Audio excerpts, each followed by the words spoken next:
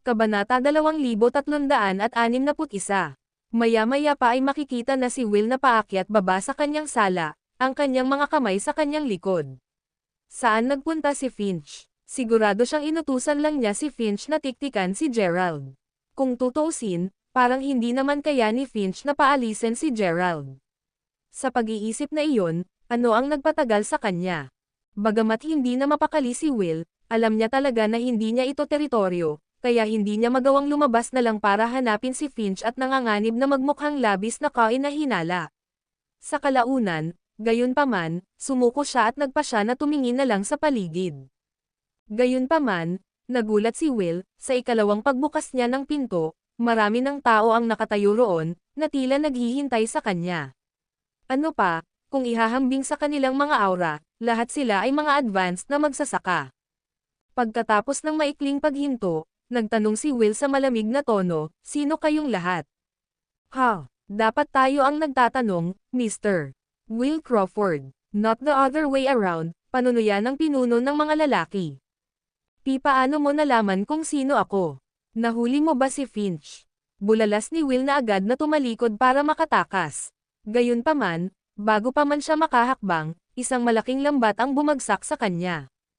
Kaagad na ginamit ang kanyang essential chi para palayain ang kanyang sarili, natakot si Will nang malaman na naabsorb ng net ang lahat ng kanyang essential chi. Para bang nabuhay ang lambat.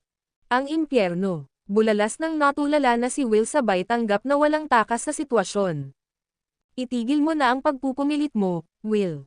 Ito ang Ultimate Immobilizing Net, isang espesyal na espiritual na artifact ng pamilya Zeman.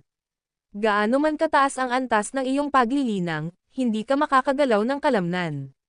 Mga lalaki, dalhin mo siya at ipaalam agad ito kay Mr. Gerald. Utos ng pinuno, na hinimok ang kanyang mga tauhan na sumigaw, oo, Ginoo. Di nagtagal, naabisuhan si Gerald tungkol sa pagkakahuli kay Will, at sa totoo lang hindi siya makapaniwala kung gaano kabilas na hanap ni Walter ang salarin. Ano man ang kaso, nang ihatid siya sa kinaroroonan ni Walter, ang nasa katanghaliang gulang na lalaki ay masayang sinabi, nariyan ka pala, Gerald. Ipapaubaya ko na silang dalawa sayo. Nang makita si Gerald, biglang umungo si Will, UB***.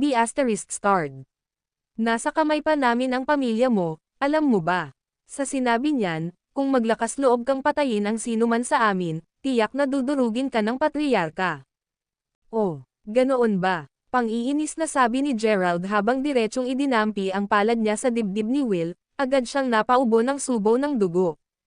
After that, Gerald furrowed his brows before adding, don't you dare threaten me again. Ngayon sabihin mo sa akin, nasaan ang Yearning Island? Ako, hindi ko alam. At huwag mong isipin na mahahanap mo ito. Angal ni Will. Hindi uobra ang simpleng paggawa niyan, Gerald. Tumabi at payagan akong i-activate ang tunay na kapangyarihan ng Ultimate Immobilizing Net. Kapag na-activate na ito, mararamdaman ni Will dito ang sakit ng libu-libong mga bug na sabay-sabay nang umunguya sa kanyang mga organo. Tiyak na sasabihin niya ang totoo. Ninisyan si Walter na may malademonyong ngiti bago nagsimulang kumanta ng spell. Sa pangalawang pagkakataon na kumikinang ang lambat, agad na napuno ang silid ng nakakatusok na hiyaw ng paghihirap ni Will. Nakatayo ngayon sa harap ni Will, si Walter ay umungol, kung gusto mong mamatay ng walang sakit, sabihin sa amin kung nasaan ang Yearning Island. Gayon din, alamin na ang pagtatangkang lumaban sa. Ang iyong essential chi ay magpapatindi lamang ng sakit. Please, hindi ko alam kung saan ang isla. Nagsasabi ako ng totoo, kaya pakiusap patayin mo na ako. Hirit ni Will na may nakaumbok na mga asol na ugat sa noo. Tumutulo rin ang dugo mula sa kanyang mga mata, at sa totoo lang ay nakakatakot ang itsura niya. Anuman, nang marinig ang tugon ni Will, hindi napigilan nina Walter at Gerald na magpalitan ng tingin. Kabanata 2362. Si Finch mismo, na nasa tabi ni Will sa buong oras na ito, ay matagal nang nawalan ng malay. Pinatunayan lang nito na kapag ginamit para sa pinahusay na mga interogasyon, kahit isang Diyos ay hindi makatiis sa paghihirap na dulot ng Ultimate Immobilizing Net. Sa kabila noon, nagawang manatiling walang imak ang dalawa. Hindi kaya wala silang ideya kung saan matatagpuan ang isla. Bagamat hindi ito makatuwiran, ito ang pinakakapanipaniwalang sagot. Sa pag-iisip na iyon, ikanaway ni Walter ang kanyang kamay, kinuha ang ultimate immobilizing net. Nang maalis na ang lambat, nalaman na halos napunit na ang balat ni Will, na nagpapakita ng kanyang pumipintig na laman. Tuldok-tuldok, anuman, pagkatapos na gumuho si Will sa nanginginig na gulo sa sahig, si Walter ay naudyukan na magtanong, nagmula ka sa isla ng pagnanasa, hindi. Paanong hindi mo alam kung paano makarating doon? Habang totoo na nanggaling kami sa Yearning Island, hindi namin talaga alam kung saan iyon.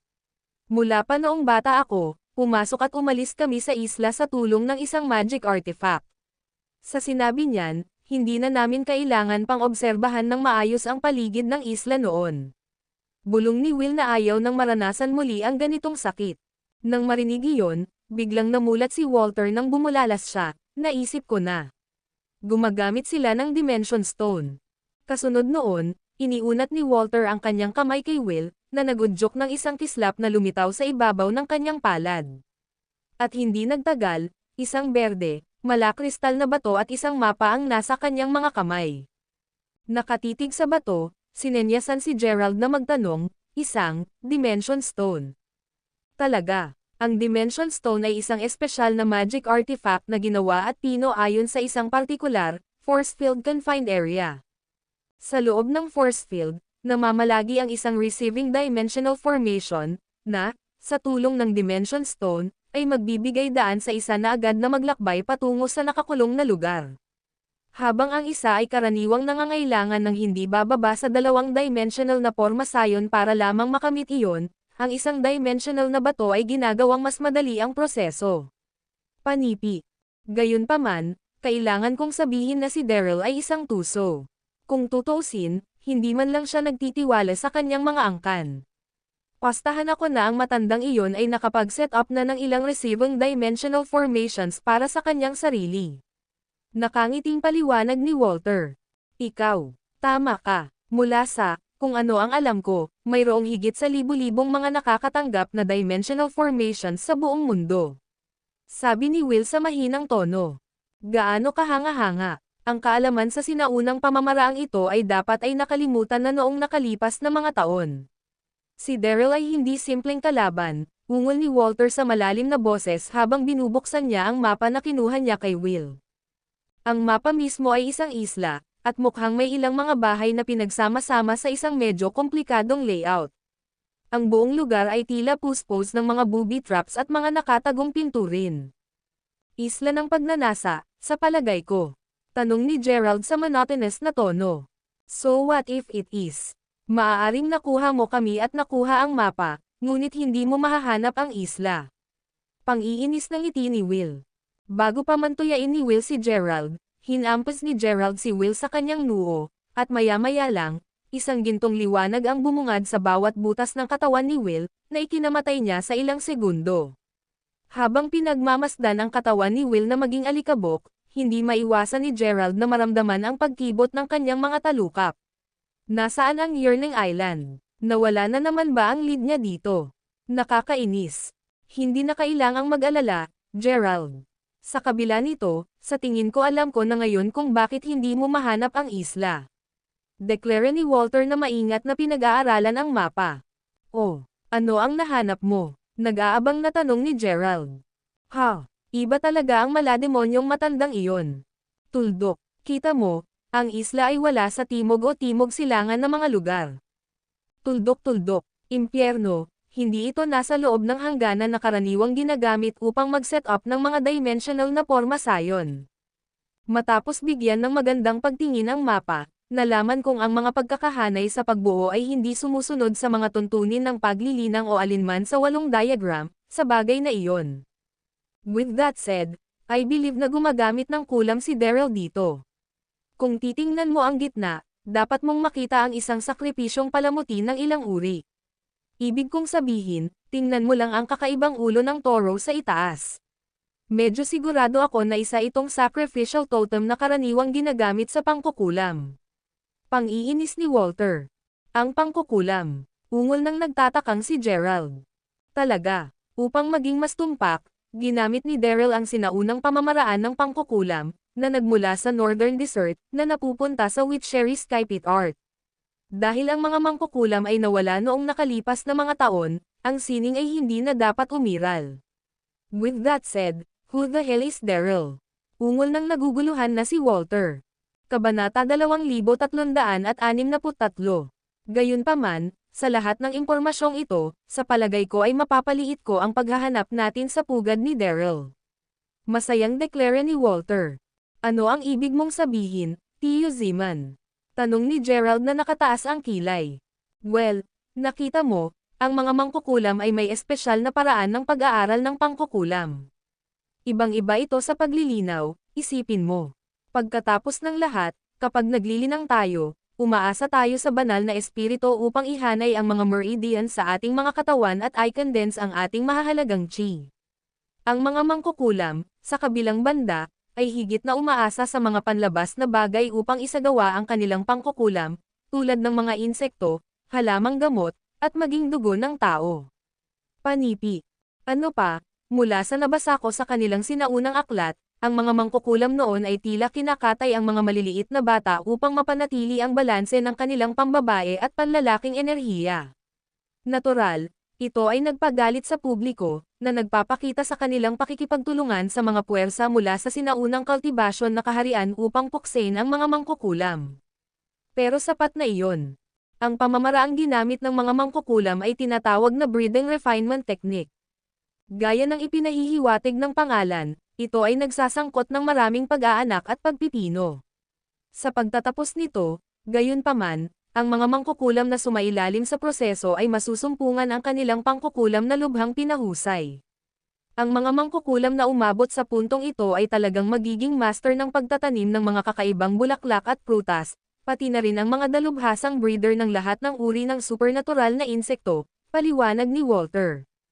Panipi tuldok-tuldok-tuldok, nakikita ko. Kung ang Yearning Island ay tunay na itinatag gamit ang sinaunang pangkukulam, kung gayon nakikita ko ang dalawang posibleng paliwanag para sa lahat ng ito.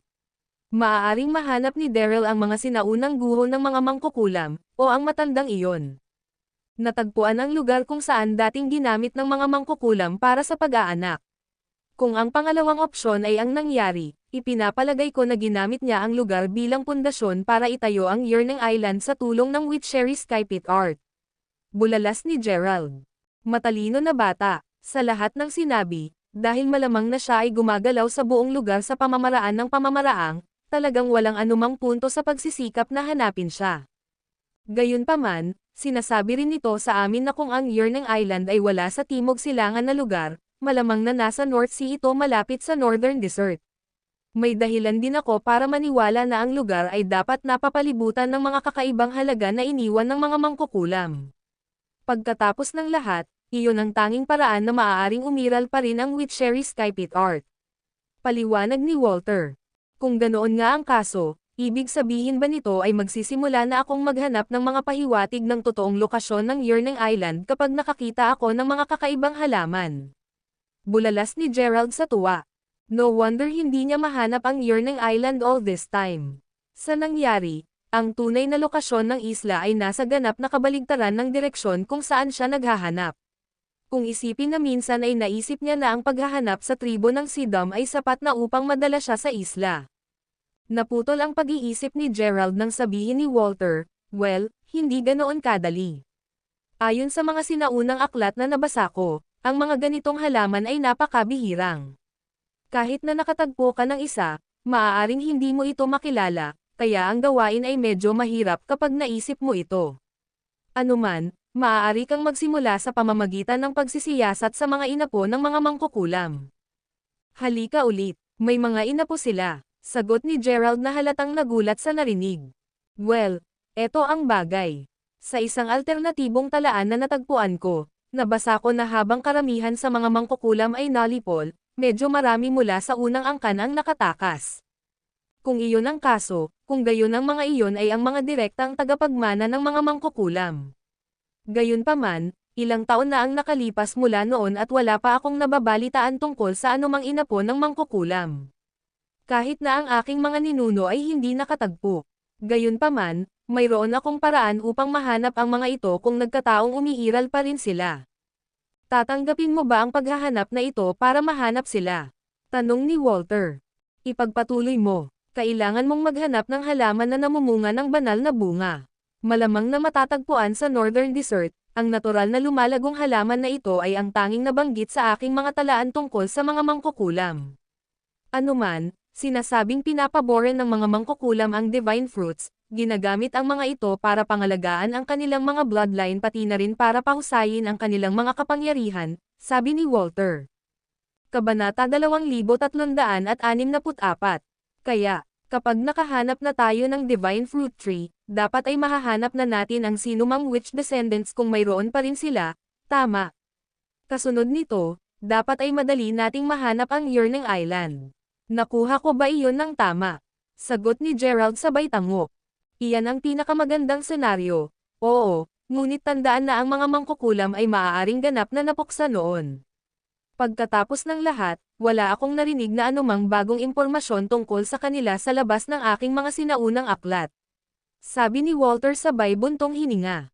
Ang pagkakaalam na may pagkakataon na magtagumpay ay sapat na para sa akin, nakangiting sagot ni Gerald. Tumango bilang tugon, hindi napigilan ni Walter na mapabuntong hininga muli habang sinasabi niya. Bagamat alam kong babalik ka sa Weston sa lalong madaling panahon, iniisip ko kung naisip mo ang sitwasyon ng aking anak na babae. Bagamat totoo na may kilala akong iba, posibleng paraan, hindi ako magiging ganito katagal sa iyo kung ang pamamaraang iyon ay madaling mata mo. Panipi. Ha, halika ulit, may ibang paraan ba? Sagot ng nagulat na si Gerald. Well, oo, ngunit kung sasama ako sa planong iyon, ang mga Zeman ay kailangang magbayad ng napakalaking presyo. Tuldok-tuldok, anuman, dahil alam mo na ang tungkol dito, maaari ko ring ibigay sa iyo ang buong kwento. Kita mo, mayroong isang nilalang na kilala bilang Red Flame Dragon, at naniniwala ako na ang dugo nito ay makakatulong sa amin na palayasin ang malamig na lason ni Mia. Alinmang paraan, marami mula sa mga mas lumang henerasyon, kabilang ang aking mga ninuno, ay nagtangkang patayin ito para sa mga personal na dahilan. Hindi nakakagulat, nagresulta ito sa maraming pagkamatay mula sa lahat ng mga kalahok na pamilya. Upang maiwasan ang karagdagang pagdanak ng dugo, ang henerasyon ng aking lolo ay gumawa ng isang utos na nagbabawal sa sinumang Zeman na tumingin sa mga balita sa Red Flame Dragon. Ang sinumang lumabag sa pagpili ay ganap na tatanggihan, kaya hindi ko dapat sinabi sa iyo ang lahat ng ito sa first place, ungol ni Walter na walang magawang ngiti. Panipi tuldok-tuldok-tuldok. I see. It's honestly first time kong marinig ang tungkol sa Red Flame Dragon, sagot ni Gerald, mukhang interesado. Bueno, ang nilalang ay naninirahan sa ilalim ng lupa, at ang karamihan sa mga pangunahing puwersa ng paglilinang ay nagtatangkang tugisin ito mula noong sinaunang panahon. Kung tutuusin, ang dugo ng Red Flame Dragon ay sinasabing nakapagpapahusay sa paglilinang ng isang tao. Bukod pa riyan, sinasabi rin na may mga banal na guho sa kuweba sa ilalim ng lupa na tinitirhan nito. Habang lumalabas ang mga tsismis, nakatago ang mga pamamaraan ng banal na paglilinang doon, paliwanag ni Walter, nobela. Oh, parang katulad iyon ng Guardian Beast sa Weston. Bulalas ni Gerald sabay tango. In a way, sumasang-ayon ako. Anuman, napakahirap na makapunta sa Red Flame Dragon. Maraming buhay ang nawala mula sa paglalakbay doon ng mag-isa. Sagot ni Walter habang umiiling. Paano kung subukan nating makasama ang dragon, Tio Zeman? Bagamat wala pa ang aking kasintahan, nanumpa ako sa aking sarili na hinding-hindi ako magpapakasal sa iba. At saka, malaki na ang naitulong mo sa akin kaya hindi ko na kayang hayaan na lang si Mia na mamatay sa malamig na lason. Alinmang paraan, subukan muna nating ilabas ang dragon. Kung talagang hindi iyon gagana, kailangan na lang nating humanap ng ibang paraan mamaya. Nag-propose kay Gerald. Isa. Si Gerald, para sa isa, ay alam na ang kanyang Herculean primordial spirit ay paprotektahan siya kung kailan kritikal na sandali ay lilito, kahit na hindi pa niya ito lubos na nagagawa. Anuman ang kaso, hindi niya hahayaang mamatay si Mia nang walang laban. Nang marinig ni Walter ang pahayag ni Gerald, hindi maiwasan ni Walter na mapatingin kay Gerald habang nagtatanong, "Are you really willing to give it a shot?" Kung gayon, Ang totoo, naghahanda akong harapin ang dragon sa loob ng maraming taon na ngayon. Nagtitimpi lang ako dahil patuloy akong hinihikayat ng mga nasasakupan ko. Sa tabi mo, gayunpaman, mas may kumpiyansa na ako kaysa kailanman natuparin ang plano. Kabanata 2365. Natutuwa akong marinig iyan. Gayunpaman, alam mo ba kung nasaan ang dragon sa kasalukuyan? Tanong ni Gerald. Pero syempre, gaya ng sinabi ko, sinubukan ng ilan sa aking mga ninuno na ibagsak ang Red Flame Dragon. Sa kasamaang palad, lahat sila ay napilitang umatras bago pa man sila makalayo sa Fire Cave. Anuman, minana ko ang isang mapa sa kuweba, pati na rin ang isang detalyadong plano. Gamit ang mapa at ang aming pinagsamang kapangyarihan, naniniwala ako na magagawa pa namin ito. Napilitan man tayong umatras, dapat ay makatakas tayo sa isang piraso sa tulong ng bawat isa. Sagot ni Walter. Magaling, sabi ni Gerald. Tapos na ayos na. Mag-iipon ako ng ilan sa aking mga tauhan ngayong gabi, at kapag madaling araw na, sabay-sabay tayong pupunta sa Fire Cave. Okay ka lang bang manatili sa aking lugar ngayong gabi? Walang problema, deklara ni Gerald bago sumunod kay Walter pabalik sa tirahan ng pamilya Zeman. Gabi na nang makita si Gerald na nakahiga sa kanyang kama sa silid na ibinigay ni Walter sa kanya. Malinaw na hindi mapakali pagkatapos ng lahat ng nangyari ngayon, pinag-iisipan ni Gerald ang susunod niyang hakbang mula nang humiga siya. Mula sa kanyang inayos, kapag tapos na siya sa paghahanap ni Walter, babalik siya sa Weston at ipapadala ang kanyang mga tauhan upang hanapin ang puno ng Divine Fruit. Kasunod nito, kailangan niyang maghanap ng mataas at mababa para sa anumang mga inapo ng mangkukulam. Si Gerald, para sa isa, ay tumanggi na maniwala na ang gayong makapangyarihang grupo ng mga tao mapapawi ng ganoon kadali. Sa pag-iisip na iyon, kung hindi pa rin niya mahanap ang mga ito, ang pangalawang pinakamagandang gawin ay ang maglaro ng naghihintay na laro. Nang nakapagdesisyon na si Gerald, bumungad sa labas ang tunog ng kulog. Kaagad na binuksan ng bata ang kanyang mga mata, pagkatapos ay tumakbo ang bata patungo sa pinanggalingan ng tunog. Ilang sandali pa, sinalubong si Gerald ng dalawang lalaking nakatayo sa rooftop. Ang isa sa kanila ay si Walter, habang ang isa ay isang maputi ang buhok na matandang nakasuot ng maruruming damit. Bago pa man maproseso ni Gerald ang nangyayari, ipinatong ni Walter ang kanyang mga kamay sa kanyang likod bago mahigpit na nagtanong, Thunder Sword Lord.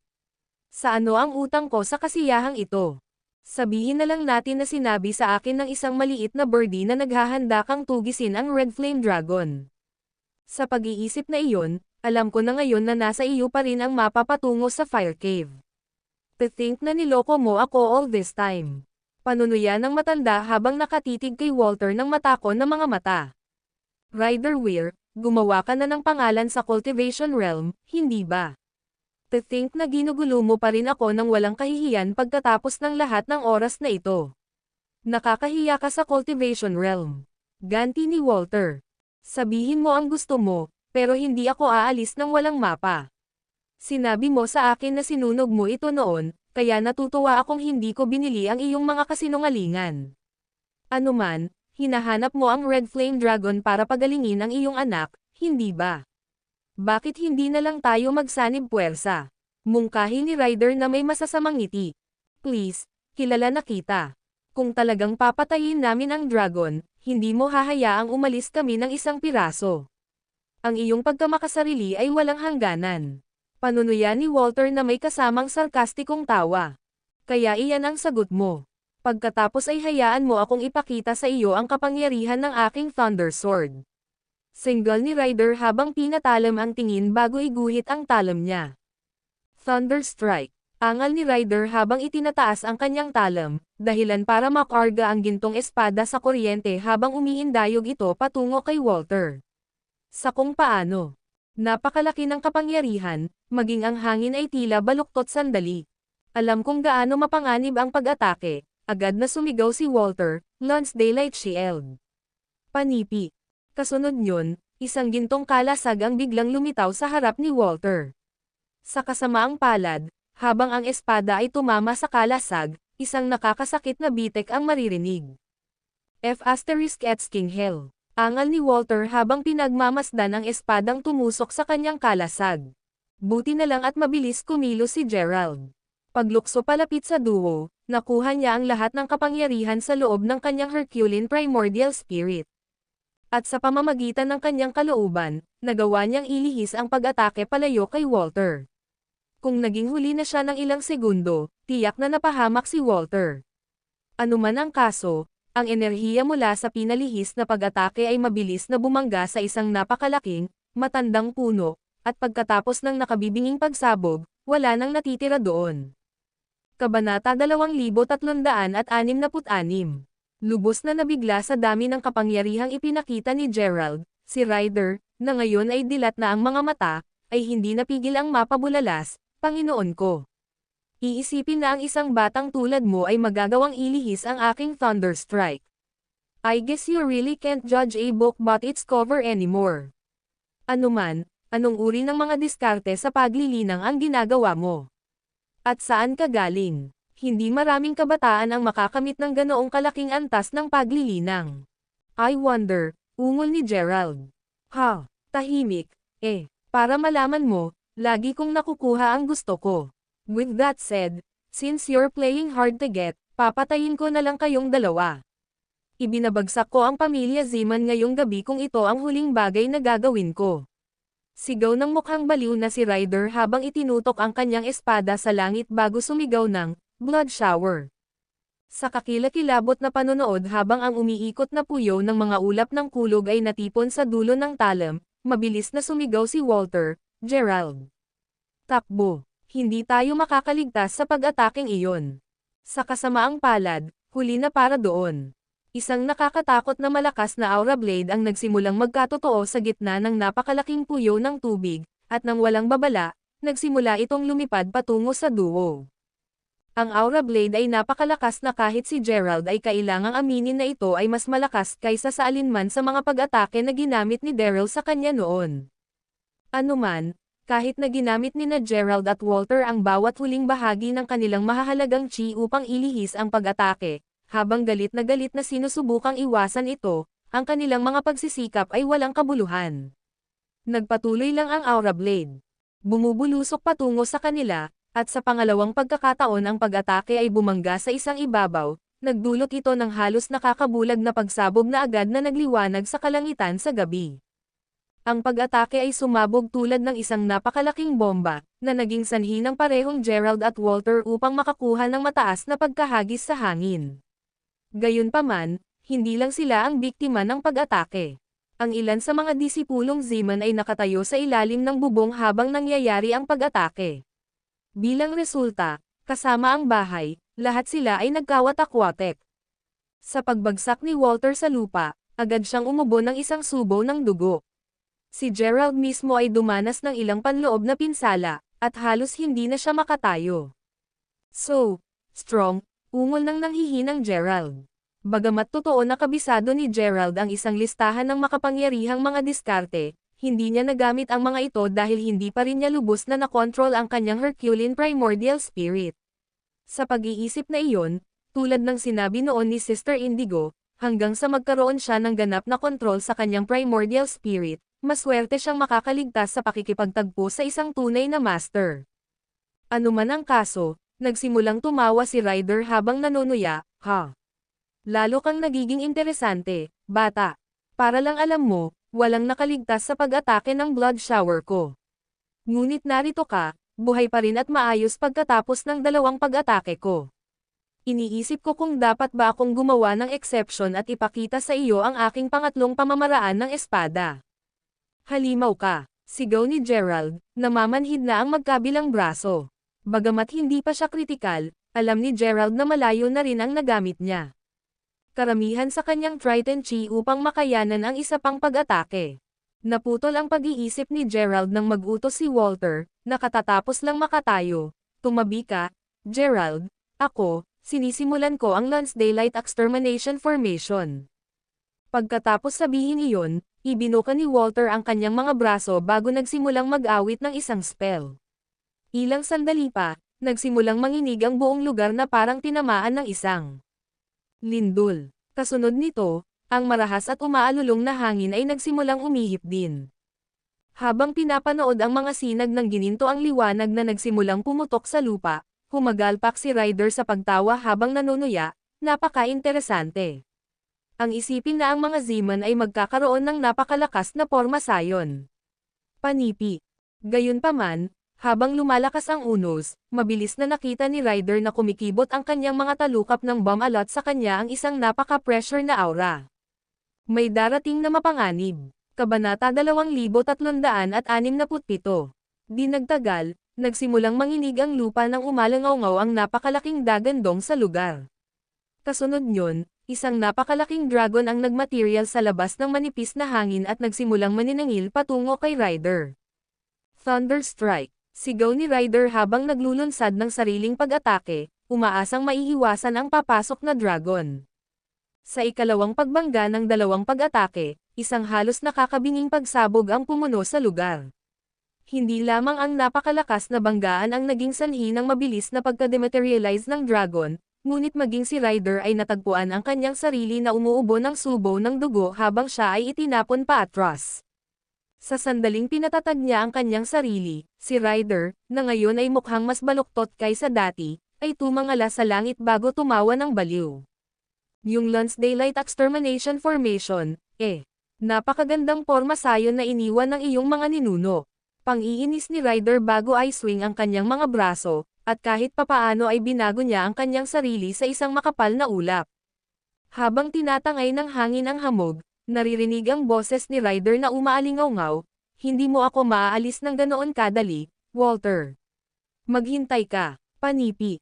Matapos hindi na marinig ang boses ni Ryder, mabilis na ginamit ni Walter ang kanyang essential chi para bawiin ang kanyang formation, at makalipas ang ilang segundo, ang nasa katanghaliang gulang na lalaki ay namutla ng bumagsak sa kanyang tuhod at nagsimulang umubo ng dugo.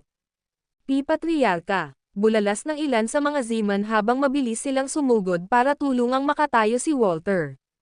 Naka-cross-leg, dahan daw ang sumagot si Walter, "Ako, magiging okay lang ako. Walang anumang nagbabanta sa buhay." Anuman, isipin na ang cultivation ni Ryder ay magiging ganito kalaki pagkatapos na hindi siya makita sa loob ng 30 taon. Sa bilis na ito, sa totoo lang nag-aalala ako na magagawa niyang ilihis ang aking Lance Daylight Extermination Formation lampas sa 60 taong marka. Sino, eksakto ang matandang iyon? Tanong ni Gerald na nakaramdam din ng pag-aalala. Kung iisipin na si Ryder ay magiging isang super cultivator tulad ni Daryl at ng kanyang amo, si Finlay. Nakakagulat ang mga pangyayari. Well, isa siyang nag-iisang cultivator, kahit na hindi palaging ganoon ang mga bagay. Dati siyang bahagi ng 72 disipulo sa Thunder Sword Sect.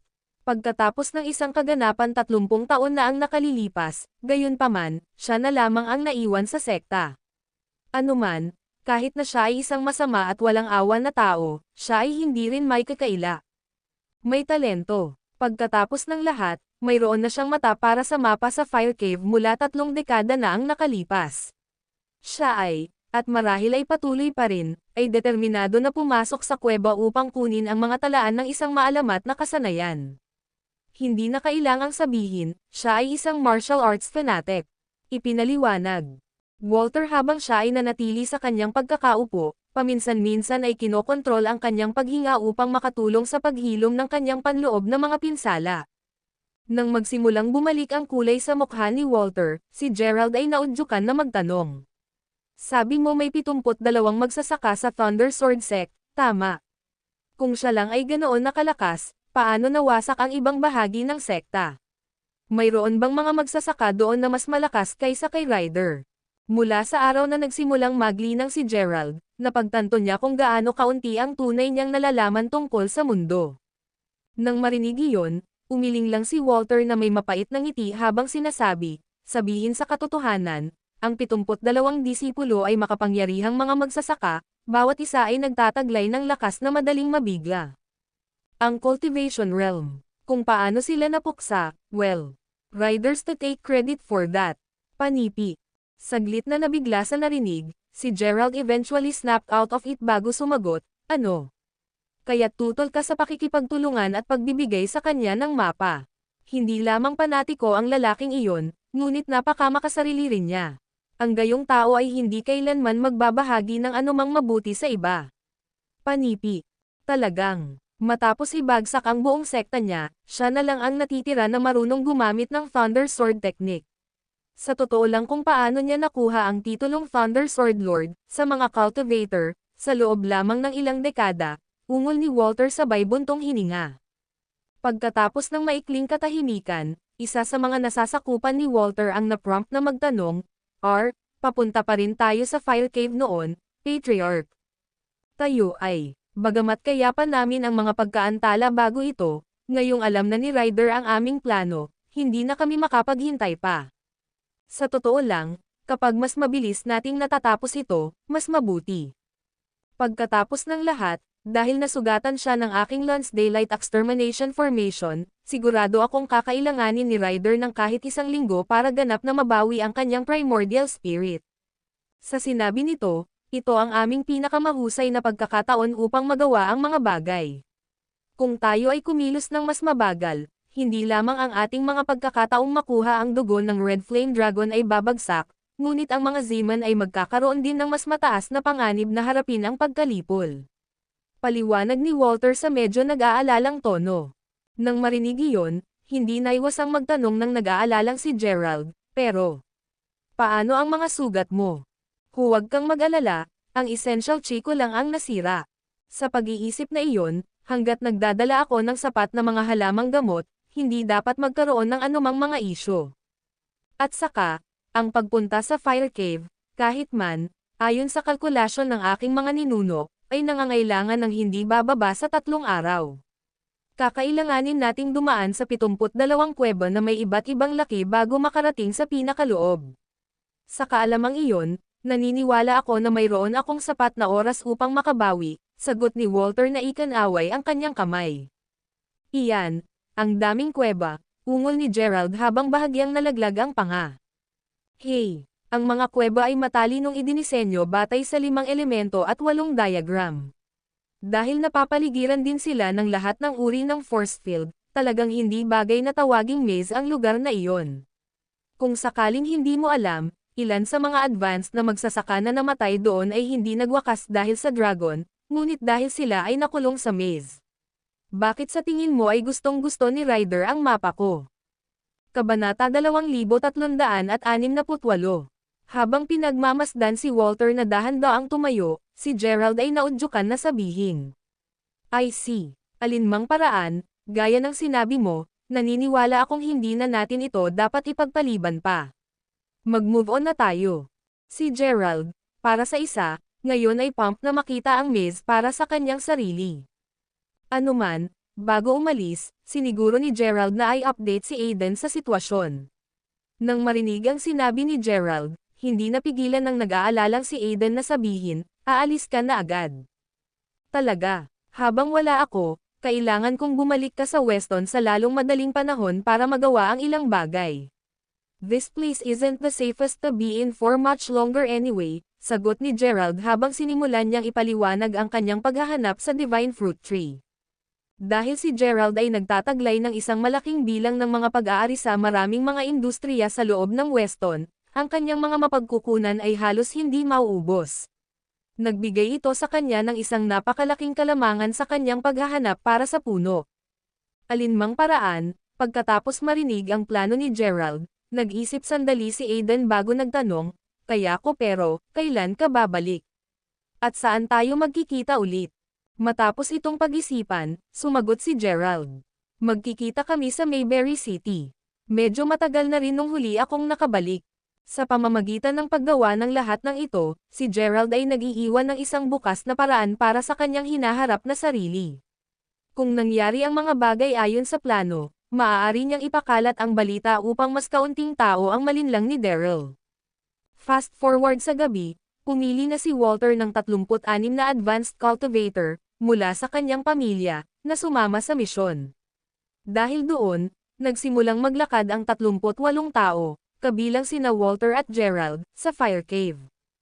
Hindi nagtagal ay nakarating na sila sa pinakasentro ng isla. Napapaligiran ng makakapal na kagubatan, ang pasukan ng fire cave na sa totoo lang ay mas mukhang balon kaysa sa anumang bagay. Nang maalis ang kanyang lalamunan, sinabi ni Walter, bago tayo bumaba, hayaan mong ipaalala ko sa iyo na ang mga nilalang sa ilalim ng lupa ay nagtatago sa maraming kuweba doon. Sa sinabi nito, mangyaring mag-ingat sa pagkuha ng mga ito. Gayon din, mangyaring iwasang kumilos ng walang ingat. Ngayong wala na iyon, bumaba na tayo. Panipi. Dahil hindi bababa sa 800 metro ang lalim ng kuweba, kinailangan ng lahat, sa kabila ng paggamit ng kanilang mga kasanayan sa magaan, mga 10 minuto bago makarating sa ilalim. Hindi alintana, nang nasa baba na silang lahat ay sinalubong ng tanawin ng isang napakahabang lagusan. Isang lagusan na tahimik nilang pinasok. Ang lahat ng 72 sa mga yungib ng fire cave ay magkakaugnay ng 108 lungga. Kahit na ang bawat kuweba, sa pagpasok, ay makikilala pa rin, ang pangalawa ay lumingon sa likod, mabilis nilang masusumpungan ang kanilang mga sarili na hindi makapag-iba sa pagitan ng mga kuweba. Sa pag-iisip na iyon, si Gerald, sa kabila ng kanyang antas ng paglilinang, hindi nagtagal ay nahihilo na siya habang papasok sila sa mga kuweba. Nang maramdaman ang pagkalito ni Gerald, at napagtanto niyang hindi pa niya sinasabi sa bata ang tungkol sa mga ari-arian ng maze, agad na sinabi ni Walter sa seryosong tono, iwasang tumingin sa paligid, Kuya Gerald. Ayaw mo talagang mabigani sa mga ilusyon ng maze. Habang ang grupo ay naglakbay sa unang 7 kuweba ng walang gaanong isyo sa puntong iyon, sa totoo lang ay walang ideya si Gerald kung gaano na sila katagal naglakbay. Tiyak na hindi nakatulong na hindi na niya makita ang daan pabalik sa tuwing lumilingon siya kung saan sila dumaan. Kung hindi dahil sa mapa ng pamilya Zeman, sigurado si Gerald na kahit ang mga Diyos ay mawawala sa pagpasok sa lugar na ito.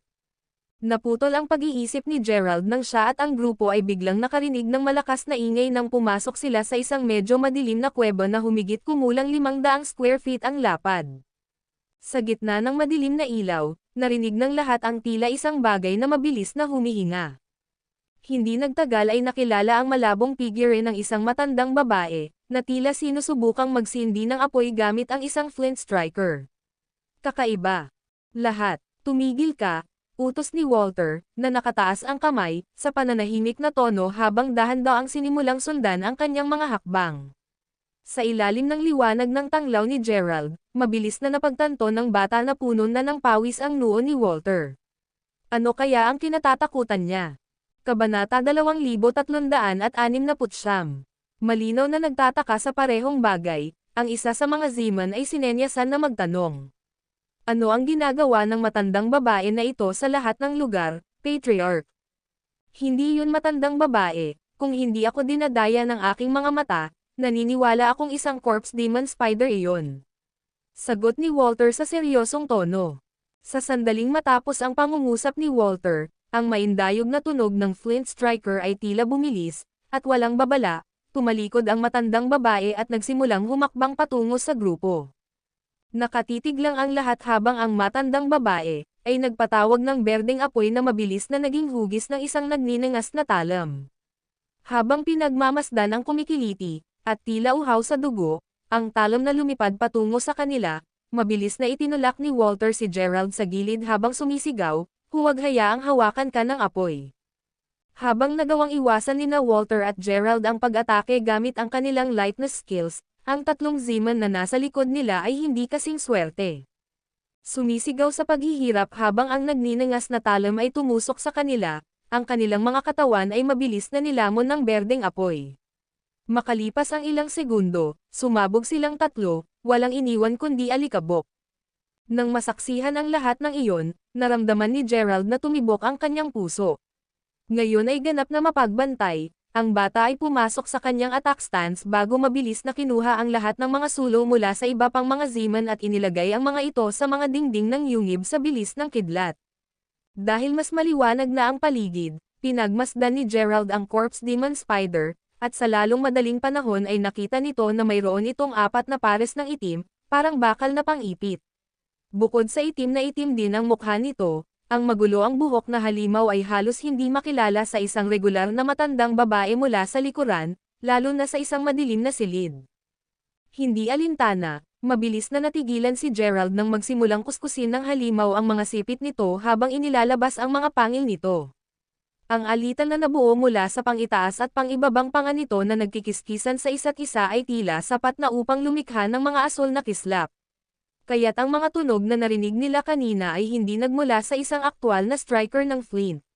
Sa nangyari, ito ay tunog lamang ng ang mga pangil ng gagamba ay nagigiling laban sa isa't isa. Sa kinatatakutan ko, isa talaga itong Corpse Demon Spider. Makinig, lahat, mag-ingat na huwag madikit ang apoy ng bangkay nito. Sa pangalawang pagkakataon, matutunaw ka kaagad sa isang puddle ng acid. Panipi. Deklara ni Walter habang sinenyasan ang kanyang mga tauhan na maghiwa-hiwalay.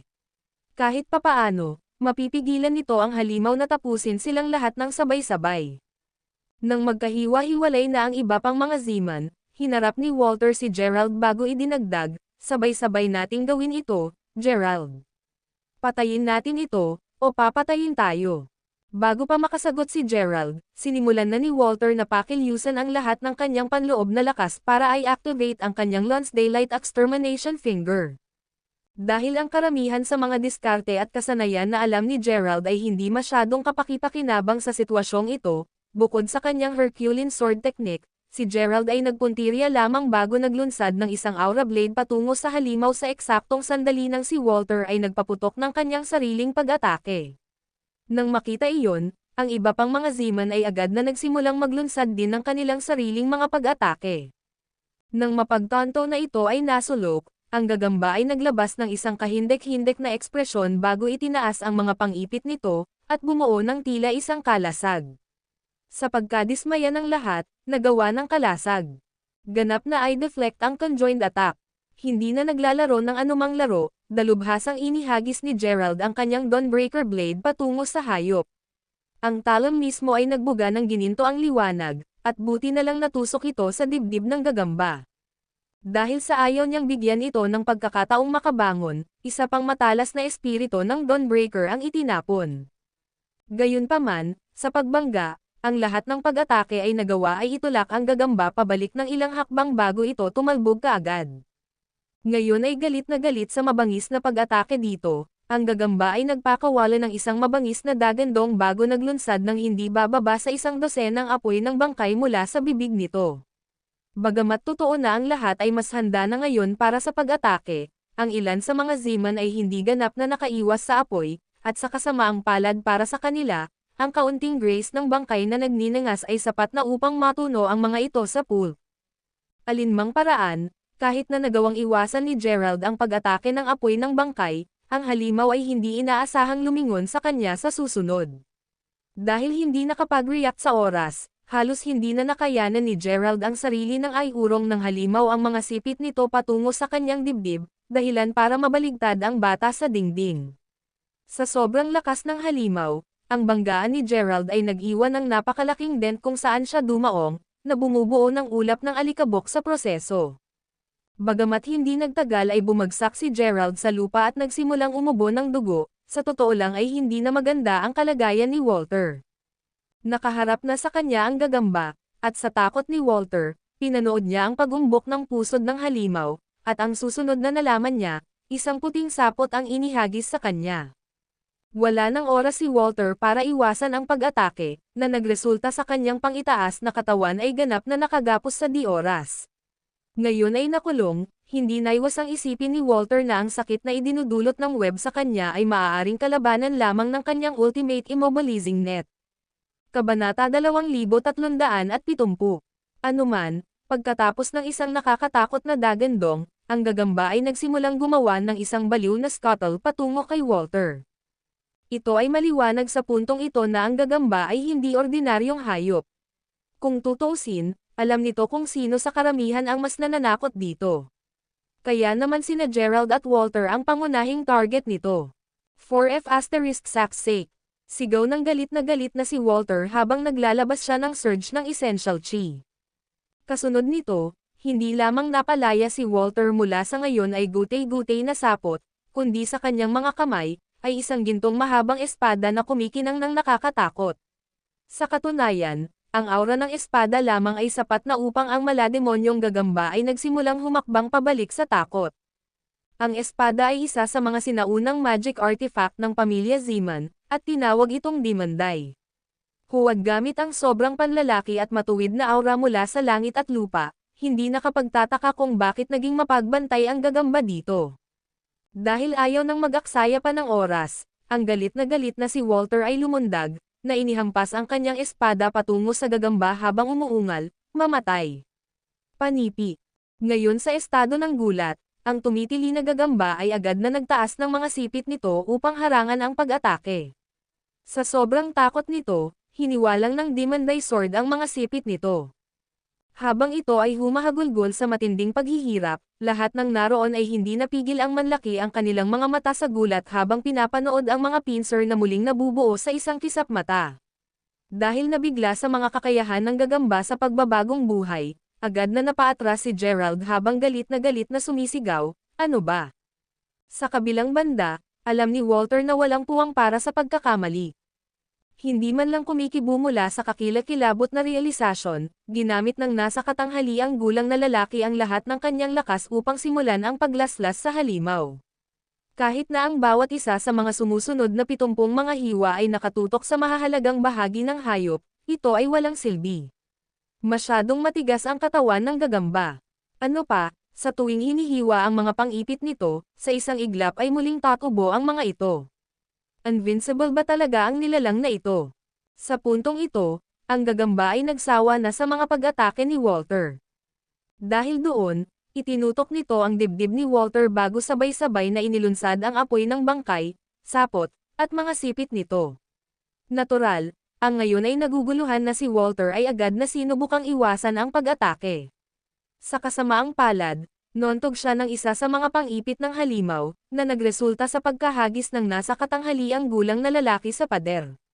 Napakalakas ng impact na mayroon na ngayong bunganga kung saan nabangga si Walter.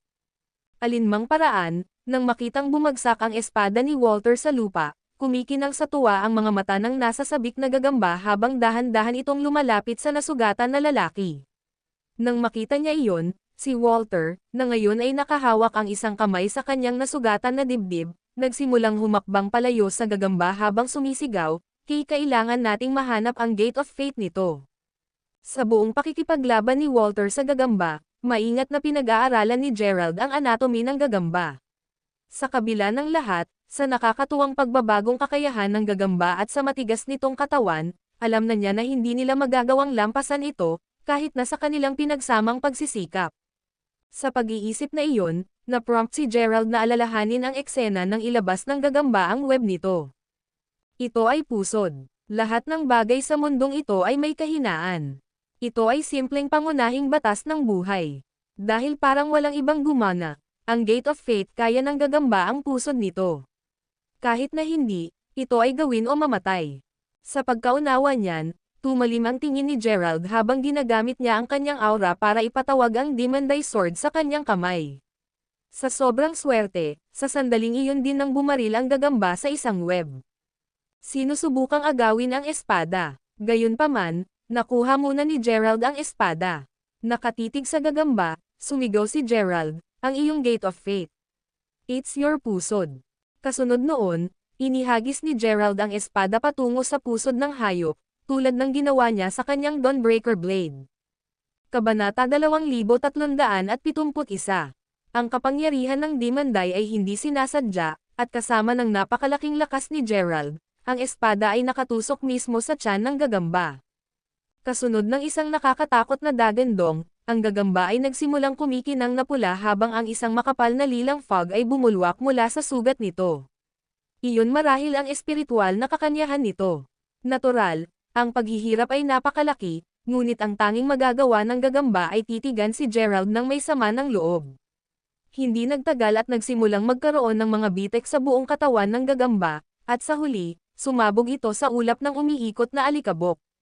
Nang makita iyon, dahan-daang tumayo si Walter, nakasandal pa rin ang kanyang kamay sa kanyang dibdib, habang sinabi niya, "Alam mo, binanggit ang nilalang na ito sa mapa na iniwan ako ng aking mga ninuno. Dahil palagi itong nakatago sa mga anino, hinahanap ito, hindi naging madali. Anuman, ang mga nakakakilala sa halimaw ay hindi pa ito nakita ng personal, o namatay dahil nakatagpo nila ito. Still, to think na kaya mo itong patayin, Kuya Gerald. Si Gerald mismo ay hindi inaasahan na makakabangga niya ang isang nakakakilabot na nilalang ng maaga. Tiyak na napagtanto nito na ang pagpasok sa Fire Cave ay talagang magiging kasing hirap ng pakikitungo sa Red Flame Dragon. Anuman, pagkatapos tingnan ang mga pinsala ni Walter, si Gerald ay na-prompt na tumugon, alinman sa dalawa. Magiging okay ka ba? Mabubuhay ako. Gayunpaman, nasaktan ko ng husto ang aking Triton Chi, kaya kailangan kong humanap ng lugar na makapagpahinga saglit, umuubo na ungol ni Walter. Dahil ang gagamba ay patuloy na umaatake sa kanya kanina, malinaw na nakita nito si Walter bilang ang pinakamalaking banta sa kanilang lahat. Sumasang-ayon ako. At saka, kahit na ang pang-apat na antas pa lang ng aking Herculean Primordial Spirit ang natutunan ko, matutulungan pa rin kitang gumaling. Sagot ni Gerald. Pagkatapos ng kakilakilabot na pag-atakeng iyon, ang lahat ay naging mas mapagbantay. Sa kabutihang palad, nagawa nilang dumaan sa isang dosenang kuweba nang walang insidente. Pagdating sa isang ilog sa ilalim ng lupa, naisip ng lahat na ito na ang prime time para makapagpahinga sila. Dahil doon, sinimulan ni Gerald na tulungan si Walter na makabawi habang ang iba ay nakabantay. Habang tinutulungang gumaling si Walter, patuloy na lumilibot ang mga mata ni Gerald sa kabilang ilog. Total, isang napakalaking nilalang na kasing laki ng bahay ang natutulog doon, napakalaki ng mga mata na halos kasing laki ng mga pinto. Gayunpaman, dahil sa katabaan nito, naisip ni Gerald na kahit palaipat-lipat ay buwis para dito. Hindi lang din iyon ang nilalang na nandoon. Nakapaligid din dito ang ilang larvae. Habang iniisip ni Gerald kung gaano karaming nakakalaglag panganga na nilalang ang nakatagpo niya rito, naudyukan ang bata na sabihin, alam mo, minsan akong nakahanap ng pahiwatig sa isang libingan, na nagsasabi na may ibang mundo sa ibabaw ng lupa, to think na nagawa ko talagang makarating dito. Ang katotohanan na talagang mayroong isang underground na mundo na may lahat ng uri ng hindi maisip na mga nilalang ay tunay na nagbubukas ng mata.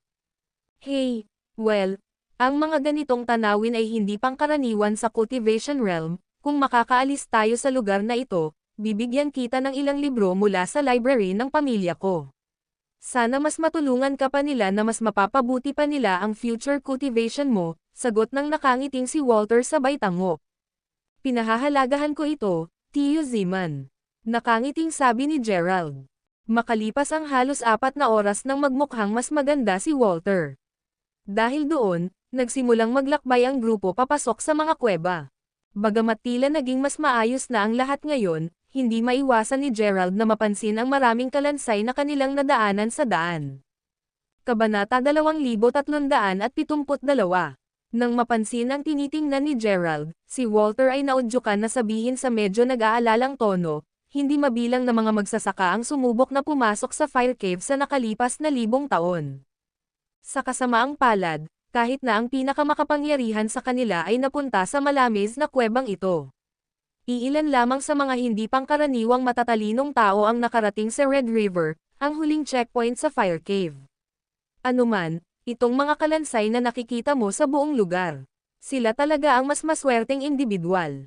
Pagkatapos ng lahat, ito ay nangangahulugan na sila ay namatay ng natural. Ang ibang mga magsasaka ay malamang na namatay dahil sa pagkalamon o pagkahulog sa ilog. I see. I'm guessing ilang halimaw lang ang nabangga natin sa daan dahil ang iba ay pinatay na ng ibang cultivator, sagot ni Gerald na tumango. Talaga, sa pag-iisip na iyon, kasalukuyan kaming naglalakad sa isang landas na sementado ng laman at dugo ng aming mga nakatatanda. Kung papalaran tayong makalabas ng buhay, tiyak na kailangan nating ilabas ang mga kalansay na ito para sa maayos na paglilibing, bulong ni Walter sabay buntong hininga habang nakatitig sa ilan pang kalansay na nakalatag sa paligid. Natural, tumango si Gerald bilang pagsang-ayon. After walking a little longer, Gerald was prompted to ask, speaking of which, may binanggit kang Red River kanina, di ba? Bakit hindi ito nagawa ng mga naunang magsasaka? Hindi pa ba sila sapat na kaya dahil nagawa nilang makarating doon noong una? Isa pa, naaalala ko na nakarinig ako ng isang alamat tungkol sa isang pulang ilog na kayang lusaw ang mga tao ng buo. Ito kaya? Ito naman, oo. Isa pa, Iyon lang ba ang narinig mo tungkol sa ilog? Ang totoo, bilyon-bilyong taon nang umiral ang ilog. Alam natin mula nang ang isang sinaunang kabihasnan ay gumawa ng mga talaan tungkol dito. Anuman, ayon sa mga record na iyon, ang Red River ang sanhi ng isang napakalaking baha na humantong sa isang kaganapan ng malawakang pagkalipol. Habang ang lupa ay halos nakalubog sa ilalim ng tubig pagkatapos noon, sa sandaling ang tubig sa wakas ay hamupa, ang mga bagong lupain ay nabuo sa ibabaw ng lupa. Hindi rin iyon ang unang beses na nangyari iyon. Ang proseso ay talagang paulit-ulit ng ilang beses. Anuman ang kaso, sa palagay ko ay dapat mong malaman na ang lupaing kinatatayuan natin ay bahagi ng orihinal na ibabaw ng lupa. Paliwanag ni Walter. Nakikita ko, kaya, ang Red River ay nabaon sa ilalim ng lupa kasama ng sibilisasyon noon, sabi ni Gerald. Eksakto. Anyway, pagkatapos na matuklasan ng may-ari ng Saintly Ruins ang Red River, ginamit niya ang kanyang Supreme Heavenly Techniques para ibahin ito sa isang formation. Sa pag-iisip na iyon, makikita mo ang ilog bilang isang napakalakas na magic artifact. Isang halos hindi malalampasan na magic artifact na nagbabantay sa libingan, upang maging eksakto. Tuldok-tuldok, alinmang paraan, pagkatapos ng libu-libong buhay ang nawala sa hanay ng ilang henerasyon, sa wakas ay nakuha ng aking mga ninuno ang ilang insight sa magic artifact na nagbabantay sa nicho. Ang kaalaman mismo ay nakuha bilang kapalit ng kanilang dugo, ngunit isinasantabi iyon, ang mapa na kanilang iginuhit ay ang susi sa paglutas ng pagbuo ng Red River. Bagamat nasa amin ang mapa, nag-iwan din ang aking mga ninuno ng mga tagubilin, na nagsasabi na hanggat hindi alam ng isang tao ang sikreto sa likod ng solusyon, hindi kami pinahintulutang magtungo sa Fire Cave, sagot ni Walter. Kaya iyan ang buong kwento. May katuturan ang lahat ngayon. Sabi ni Gerald na sa wakas ay nakita na ang mas malaking larawan. Sa sandaling iyon, ang isa sa mga Zeman ay hindi napigil ang mapabulalas, Diyos ko. Nagiging napakainit. Tamang-tama, habang lumalayo sila, mas lalong lumalakas ang init na nararamdaman. Alam kung ano ang ibig sabihin nito, nagsimulang bumili si Walter habang seryosong sinabi. Pagkatapos na dumaan sa napakaraming kuweba, naniniwala ako na napakalapit na namin sa pinakaloob na kuweba. With that said, dahil malapit na tayo sa Fire Cave, ganito kainit ang aasahan. Panipi. Talaga, iyon ay, isang kakaibang maayos na paglalakbay. Tiyak na mas kaunti ang mga panganib kaysa sa inaasahan ko. Kahit na ganoon, nakakalungkot pa rin na nawalan kami ng ilan sa aming mga kapatid, ungol ng isa sa mga Zeman. Bagamat ako ay sumasang-ayon, tayo ay umabot na hanggang dito, kaya't huwag muna nating isipin iyon sandali.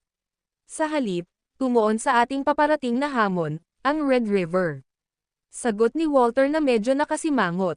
Kasunod nito, dumaan ang grupo sa isang komplikadong lagusan, at sa ikalawang pagtapak nila sa isang napakalaking kuweba, lahat sila ay nalaglag ang kanilang mga panga. Sa kabila ng lahat, sa kabila ng malinaw na nasa ilalim pa rin ng lupa, makikita ang mga ulap na umaaligid sa humigit kumulang 3 metrong taas na kuweba. Ano pa?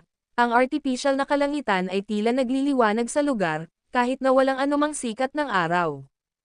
Tulad ng nangyari, ang lahat ng ito ay sanhi ng isang napakalawak na ilog sa loob ng yungib. Ang sikat ng araw, ay karaniwang salamin ng kulay pilak na tubig ng ilog, at ang mga ulap ng singaw ay nabuo dahil sa sobrang halumigmig ng lugar. Nagtagal si Walter ng ilang sandali upang mahanap ang kanyang boses, ngunit nang makita niya ito, agad siyang napabulalas. Ito ay ang pulang ilog. Panipi. Kabanata 2373. Di sa kabila ng kung gaano kadelikado ang biyahe namin, talagang nakarating kami dito.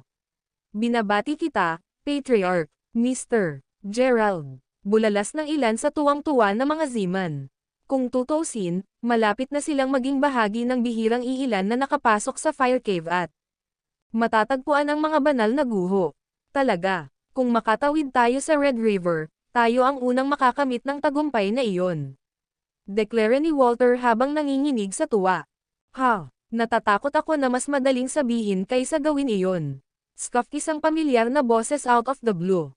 Sa paglingon, lahat, kabilang sina Walter at Gerald, ay nakitang nanlaki ang kanilang mga mata sa gulat habang pinagmamasdan ang isang matandang lalaki na tumalon sa dingding bago casual na tumama sa kanyang mga paa. R-Rider, hindi pa ba sapat na nasaktan kita ng husto? How dare you still enter Fire Cave? Ungol ni Walter na kumikislap ang mga mata habang pinagmamasdan si Ryder na nakakross ang paa sa harap ng ilog. Hey! Aaminin ko na iyong Lance Daylight Extermination Formation ay nakakagulat na sapat na malakas upang sirain ang aking Triton Chi.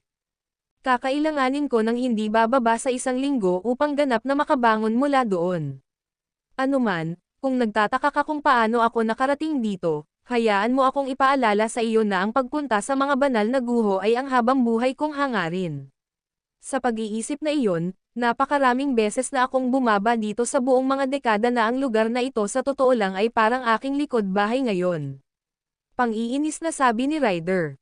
Kaya hindi ito ang iyong unang pagkakataong pumunta rito. Ungol ni Walter habang umuurong ng ilang hakbang. Pero syempre, bakit kakaunti pa ang mga demonyong nagtatagal? Speaking of demons, may isa na patuloy na umiiwas sa akin. Ang Corpse Demon Spider, naniniwala ako. Sigurado akong ilang beses ko na itong nabangga, ngunit ang tusong bagay ay patuloy na nakawala. Dahil ang ilan sa inyo ay mukhang nasaktan, ipinapalagay ko na nakita mo ito. Color me surprise na buhay pa kayong lahat. Sa palagay ko mayroon kang kaunting kapangyarihan sa iyo pagkatapos ng lahat.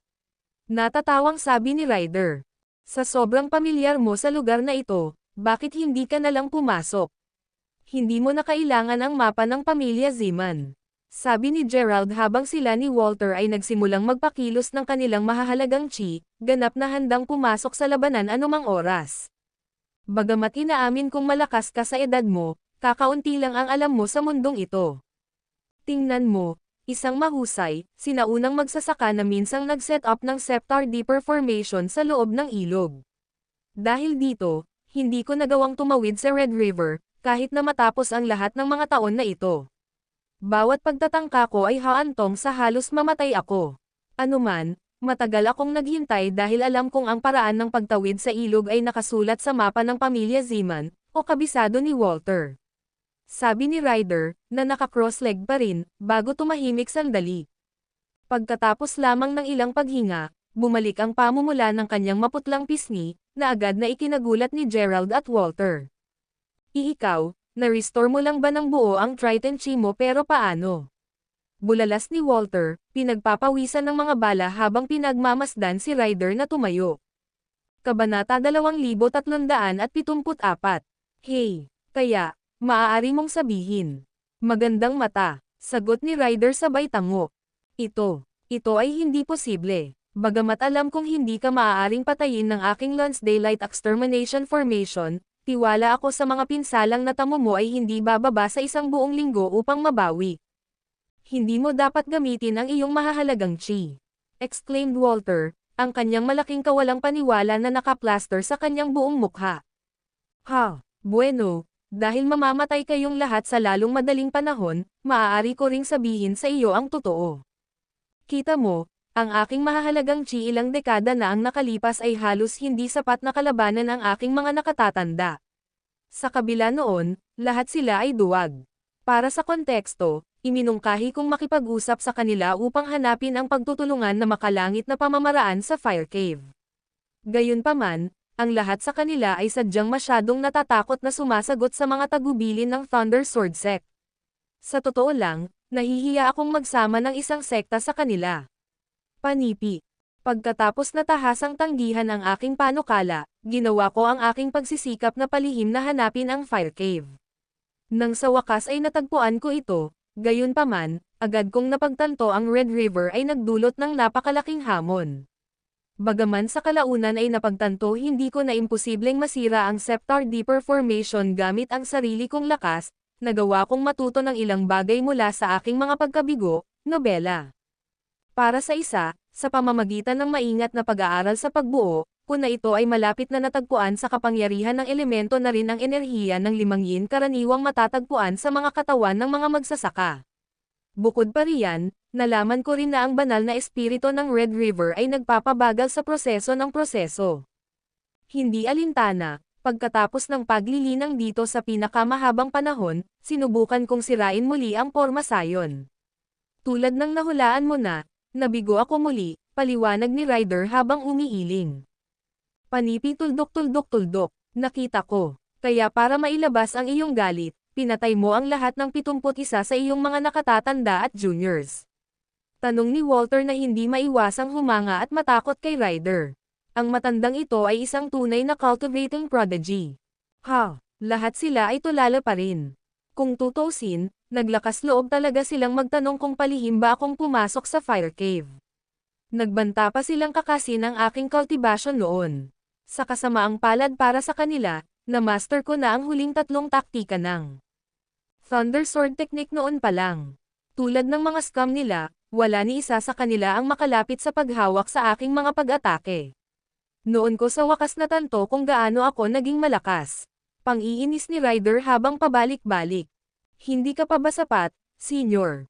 Bakit mo ipinipilit na pumasok sa fire cave? Ungol ni Walter habang umiiling. Kasi I wish to become the strongest, syempre. Ang pinakamalakas sa cultivation realm. Paglilingkod sa akin ang lahat sa kaharian, at ako lang. Ngunit isinasantabi iyon, natutuwa akong napakatigas ng ulo ko tungkol sa pananatili dito noon. Pagkatapos ng lahat, nagbigay ito sa akin ng ideya na gawing lihim na lugar ng paglilinaw ang isa sa mga kuweba. Kasunod noon, lagi akong bumababa dito para gumaling sa tuwing nasasaktan ako. Kung hindi ko ginawa iyon, hindi sana ako makakabangga sa iyong pagpunta dito. Anuman, sa wakas ay masisira ko na ang Scepter Deeper Formation ngayon. Deklara ni Ryder sabay halakhak. Sa pagsasalita, kahit na pinapatay ko kayong lahat, sisiguraduhin kong maging malikhain sa bawat pagpaslang ninyo. Siyempre, maaari ko ring bigyan lahat ng mabilisang pagkamatay, basta't kusang loob mo ibigay sa akin ang tamang paraan ng pagsira sa porma sayon. Dagdag ng masamang matanda. Huwag mo nang pangarapin iyon, Ryder. Kung ibibigay ko sa iyo, who knows kung ilang tao pa ang mapapahamak. Sa sinabi nito, ako, si Walter Zeman, ay umaamin ng pagkatalo. Humihingi ako ng paumanhin sa pagkaladkad sa iyo dito, Kuya Gerald.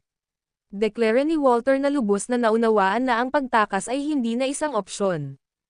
Hindi big deal, Tio Zeman. Sabay na lang tayong mamatay dito. Sagot ni Gerald habang nakakuyom ang mga kamao. Kaya Gerald ang pangalan mo, ha? Ngayong fully recovered na ako, siguraduhin mong ipakita sa akin ang tunay mong potensyal. Sigaw ni Ryder. Bago pa makapagsalita ang matanda, humarap si Walter sa kanyang mga tauhan bago sumigaw, the ultimate immobilizing net. Panipi. Nang marinig iyon, lahat sila ay agad na nagsimulang i-activate ang net. At nang ito ay handa na, ang grupo ng mga lalaki ay sumugod kay Ryder. Kabanata 2375. Hindi ba pwedeng i-cast ang Lance Daylight Extermination Formation dito, di ba? Either way, seryoso ba sa tingin mo matatalo mo ako sa kalokohang net na yan? Nanunuya ni Ryder na may masamang tingin bago pumasok sa isang attack stance at sumigaw, Thunder Strike. Panipi. Kasunod nito, isang makapangyarihang gininto ang Aura Blade ang naganap bago umaksyon patungo sa grupo ng mga disipulo. Kahit sinong Zeman na madaanan ng Aura Blade ay laslas ang kanilang mga dibdib, na nagresulta sa paglipad ng dugo sa buong lugar. Kahit na ang ultimate immobilizing net ay pinutol. Dahil lang sa bilis ng kidlat ni na Gerald at Walter kaya nila naiwasan ang nakamamatay na suntok sa oras. Gayunpaman, sa kanilang takot, 8 lamang sa mga disipulong Zeman ang nanatiling nakatayo. Ang natitira ay mabilis na naalis sa isang pag-atake lamang. Siya, masyado siyang malakas. Sabi ni Walter habang nakahawak sa dagwang palad niya. Sa kabila ng mabilis na pag-iwas niya, hindi pa rin niya lubos na naiwasan ang pag-atake. Ngayon, handa ka na bang ibigay sa akin ang solusyon? O gusto mo bang maranasan ang aking thunderous bone-crushing palm sa halip? Panunuya ni Ryder habang nakangiti ng mapait habang umiiling. Paano ang ikatlong opsyon? Hayaan mong patayin kita sa halip. Sigaw ng galit na si Walter habang sinimulan niyang ilabas ang lahat ng kanyang mahahalagang chi. Habang pinagmamasdan ang shirt at jacket ni Walter sa punit-punit, agad na sumigaw ang natitirang mga Zeman, People's Patriarch. Huwag gawin ito. Sa kasamaang palad, huli na sila. Ipinatawag na ni Walter ang kanyang Demon Dai Sword, at sa isang mabilis na hiwa, pinutol niya ang kanyang buong kaliwang braso. Tila hindi nabigla sa bumubulusok na dugo, pagkatapos ay inihagis ni Walter ang kanyang espada sa tagiliran bago sinimulang kunin ang sariwang dugo. Sa loob ng ilang segundo, isang shockwave ng enerhiya ang lumabas mula kay Walter, na naging sanhi ng paglipad ng mga labi sa buong lugar. Sa sobrang lakas ng puwersa, nahirapan si Gerald na makakuha ng maayos na katayuan. Oh, paano ka wili-wili? Ito ba ang pag-atake ng Thousand Sorrow Palm ng pamilya Zeman? Sigaw ni Ryder, na ang mga mata ay kumikinang na ngayon, habang inilunsad niya ang sarili niyang Thunderous Bone-Crushing Palm attack kay Walter. Sa isang dulo, ay si Walter, na napapalibutan ng isang maulap, madilim na pulang aura. Sa kabilang banda, ay si Ryder, na napapalibutan ng mga kidlat. Ang ikalawa, nagsalubong ang kanilang mga palad, isang napakalaking at nakabibinging shockwave ang tumawid sa umaalingaw-ngaw na kuweba, na sinundan ng tubig sa Red River na tumalsik sa buong lugar. Ang kailangan lang ay isang patak ng tubig na dumarating sa isa sa mga Zeman, para agad siyang matuno sa laman. Anuman, sa kabila ng paggawa ng kanyang makakaya, hindi nagtagal ay nasumpungan ni Walter ang kanyang sarili na umuubo ng mga subo ng dugo habang siya ay bumagsak sa lupa, ang kanyang katawan ay unti-unting dumidilim. Si Ryder mismo, na mukhang bahagyang humanga, ay napaatras ng 3 hakbang bago tumawa ng malakas at sinabing, bagamat ang Thousand Sorrow Palm ay isang magandang galaw, ang huling taktika, ang drag down hell, ay maaari lamang magamit ng isang beses sa bawat buhay. Sa alinmang paraan, opisyal mong nawala ang lahat ng iyong paglilinang, Walter. Panipi. Nagalit nang marinig iyon, ang natitirang mga Zeman ay sumugod kay Ryder habang sumisigaw, pumunta ka sa impyerno. Nang marinig iyon, itinuro lang sila ni Ryder, at sa isang simpleng pag-swipe, patay silang 7, ganap na hiniwa sa kalahati mula sa baywang pababa. Nang makita ang kanyang pagkakataon, ipinatawag ni Gerald ang kanyang Herculean sword, na nagudyok sa isang aura blade na bumaril patungo kay Ryder. Sa labis na pagkadismaya ng bata, ang kailangan lang ay isang pagindayog ng kamay ni Ryder upang baliwalain ang pag-atake. Gayunpaman, hindi maiwasan ni Ryder na magmukhang bahagyang nagulat na ang pag-atake ni Gerald ay nagawang magsunog ng isang butas sa kanyang manggas. Gayunpaman, hindi naman ganoon kagulat ang matanda, at tumawa lang si Ryder bago sumimangot, bagaman malakas ang iyong essential chi, sa kasamaang palad ay nakamit mo lamang ang una sa 9 na antas, anak. Dahil dyan, hindi mo pa rin magawang gamitin ang buong kapangyarihan ng iyong taktika. Gayon din, ang iyong pamamaraan ay hindi sapat na malakas. Masasabi mong wala itong kakayahang pumatay. Sa sinabi niyan, ikaw ba ay isang bagong magsasaka o ano? Bagamat natigilan si Gerald dahil madaling makita siya ni Ryder, mabilis siyang natigilan ng sumigaw ang mapatla at pagod na si Walter, na mukhang nasa matinding sakit, sa pagitan ng pag-ubo ng dugo, Kuya Gerald. Takbo, wala na akong silbi sa laban na ito, kaya please. Tumakbo ka hanggat kaya mo. Ha, tumakbo. Mangarap ka, bata. Ngayon, hayaan mo akong ipakita sa iyo kung ano ang hitsura ng totoong Cultivation Realm Martial Arts. Deklara ni Ryder sabay smirk bago tinuro si Gerald at sumigaw ng Blood Shower. Kasunod nito, hindi mabilang na mga aura blade ang nagsimulang magkatotoo sa hangin, bago lumipad patungo kay Gerald. Bagamat agad na sinimulan ni Gerald ang pag-iwas sa kanila gamit ang kanyang magaan na kasanayan, sa huli ay wala itong silbi. Ang kanyang mga binti ay mabilis na na-immobilized ng Blood Shower's aura, na naging dahilan upang makaramdam sila ng bigat ng tingga. Ngayon ipakita mo sa akin kung anong mga sikreto ang nasa loob mo, pang-iinis ni Ryder bago ipadala ang lahat ng aura blade na nagtutulak patungo sa hindi kumikibo na batang lalaki. Kabanata 2376. Alam na ito na ang kanyang katapusan, hinanda ni Gerald ang kanyang sarili para sa epekto. Gayunpaman, ilang sandali bago makarating sa kanya ang mga aura blade, isang gintong liwanag ang biglang nagsimulang lumabas sa kanyang dibdib. Maya-maya pa, isang kalasag ng liwanag ang bumalot sa katawan ni Gerald, na pumipigil sa mga aura blade na hawakan ang bata. Nang makita iyon, nanlaki ang mga mata ni Ryder habang nauutol, ay iyan. Ikaw, taglay mo ang Herculean Primordial Spirit. Ang Herculean Primordial Spirit ay mas mahalaga pa kaysa sa martial art techniques na nakatago sa kuwebang ito. Kung nakuha niya ang kanyang mga kamay sa Primordial Spirit, kung gayon maaari niyang talagang malampasan ang Cultivation Realm at maging bahagi ng isang mas mataas na pag-iral. Dahil doon, hindi napigilan ni Ryder na tumawa ng masama habang tumangala siya at ibinuka ang kanyang mga braso habang sumisigaw, "Ako na siguro ang pinakamaswerteng tao sa buhay ngayon. Kapag napatay na kita, magagawa ko ring angkinan ang Herculean Primordial Spirit. Tikman mo ngayon ang aking 7th Sword Rain." Kasunod ng anunsyo ng kanyang pag-atake, maraming aura blades ang nagsimulang magkatotoo sa kanyang paligid. Bawat isa sa kanila ay puno ng mapangwasak na aura, at ang presyon ng lahat ng ito ay sapat na upang maging sanhi ng pagdagandong kahit sa yungib. Si Walter mismo na nakahandusay pa rin sa lupa ay nanlaki ang mga mata sa takot habang siya ay bumulalas. Ito na ang huling Thunder Sword Technique. Ang ikapitong ulan ng espada. Kung iisipin, na kaya niya talaga ito. Kahit na ang mga nilalang sa ilalim ng lupa ay nararamdaman ang mabilis na papalapit na krisis, at ang lahat ng uri ng mga hayop ay makikitang tumatakas sa lahat ng direksyon. Tungkol naman kay Gerald, nakikita na niya na kahit na ang kalasag ng kanyang Herculean Primordial Spirit ay nagsisimula ng mag-crack mula sa makapangyarihang puwersa. Maliwanag sa araw na hindi perpekto ang kalasag dahil hindi pa natutong ganap na kontrolin ni Gerald ang kanyang Primordial Spirit. Alam na makukuha ni Ryder ang Herculean Primordial Spirit kapag siya ay namatay. Gerald gritted his teeth bago gamitin ang kanyang huling banal na pag-iisip, "Hindi ko kailanman ibibigay ito sa iyo. Kahit na kailangan kong mamatay." Dahil doon, nalagpasan ni Gerald ang matinding pressure bago tumalon sa Red River. "Tumigil ka," sigaw ng gulat na si Ryder habang mabilis na binawi ang kanyang kapangyarihan bago tumakbo papunta kay Gerald. Sa kasamaang palad, huli na siya.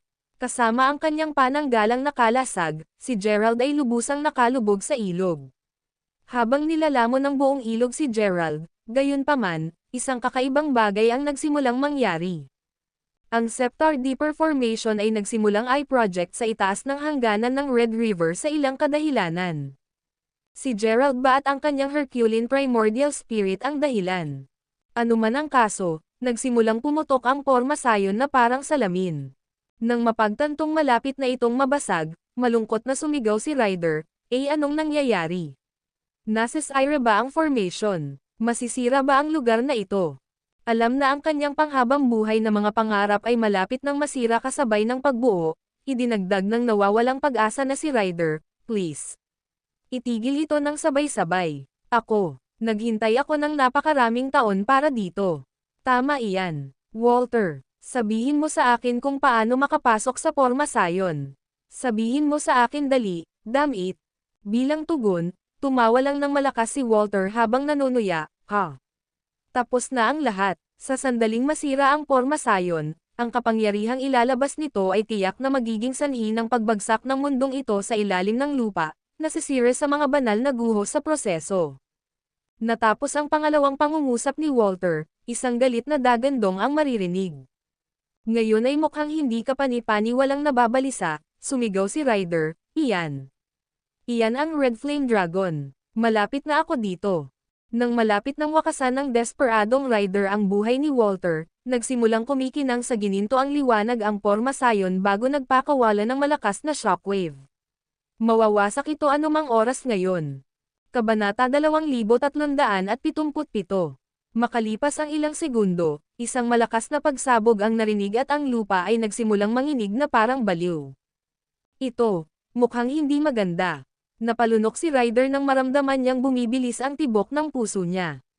Kasabay ng pagwagayway ng kanyang mga kamay, siya ay naging ulap ng berdeng usok bago naglaho sa manipis na hangin. Dahil ang mga stalactites ay nagsisimula ng mahulog mula sa kisame, ang kuweba ay mukhang hindi ito magtatagal ng mas matagal. Sa oras na natapos na ang lahat, ang kuweba ay naging isang napakalaking pagkasira, na ang Red River lamang ang patuloy na dumadaloy sa ilalim. Speaking of the river, the second Gerald jumped into it, agad siyang nawalan ng malay.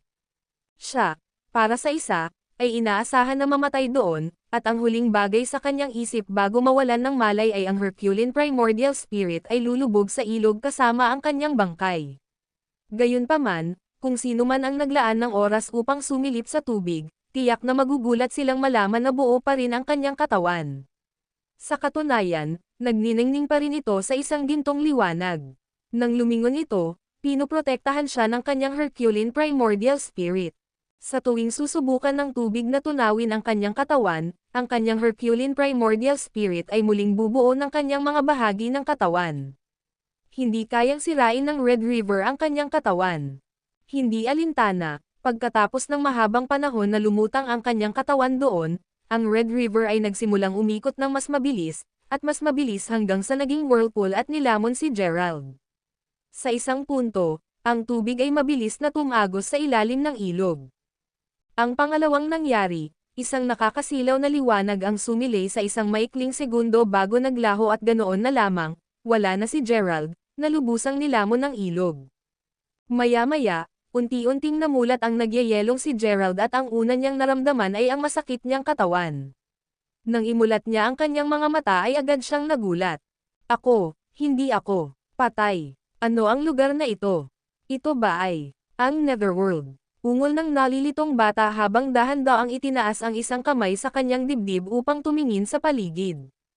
Sa kung ano ang maaaring tansyahin kaagad ng bata, ang lugar ay halos 2 palapag ang taas at kasing haba ng isang football field. Habang dinalugad niya ang lugar, agad siyang nagulat nang makalapit siya sa gitna. Naka-cross-leg doon, ang tila isang matanda, at puting buhok na pari. Matapos titigan ng kaunti ang whisk sa kamay ng matanda, sinenyasan si Gerald na magtanong, "Senior."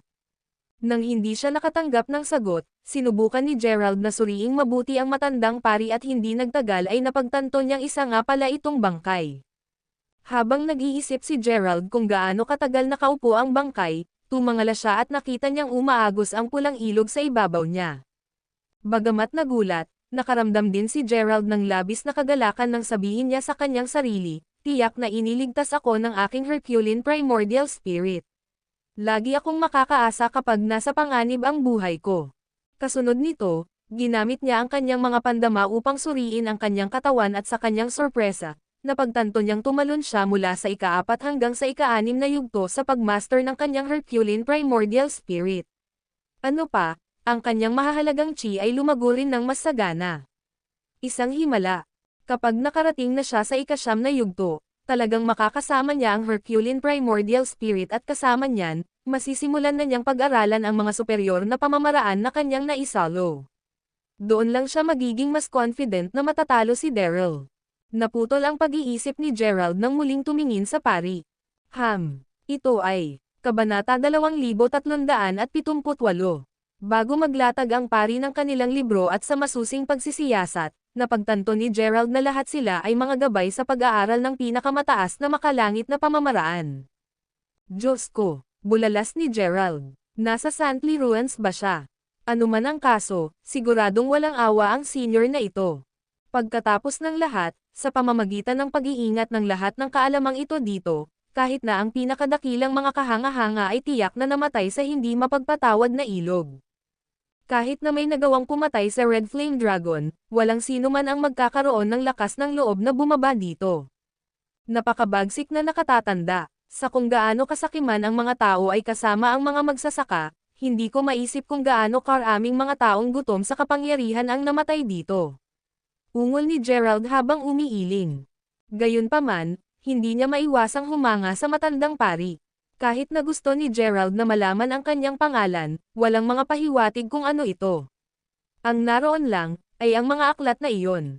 Nakatitig sa mga libro ng Supreme Heavenly Technique na hinahanap ng pinakadakilang mga cultivator sa nakaraang taon, hindi napigilan ni Gerald na mapabuntong hininga habang iiling-iling habang sinasabing, bagaman si Ryder ay walang alinlangan na isang kahanga-hanga, sa huli ay nabaliw siya para lang makuha ang mga aklat na ito.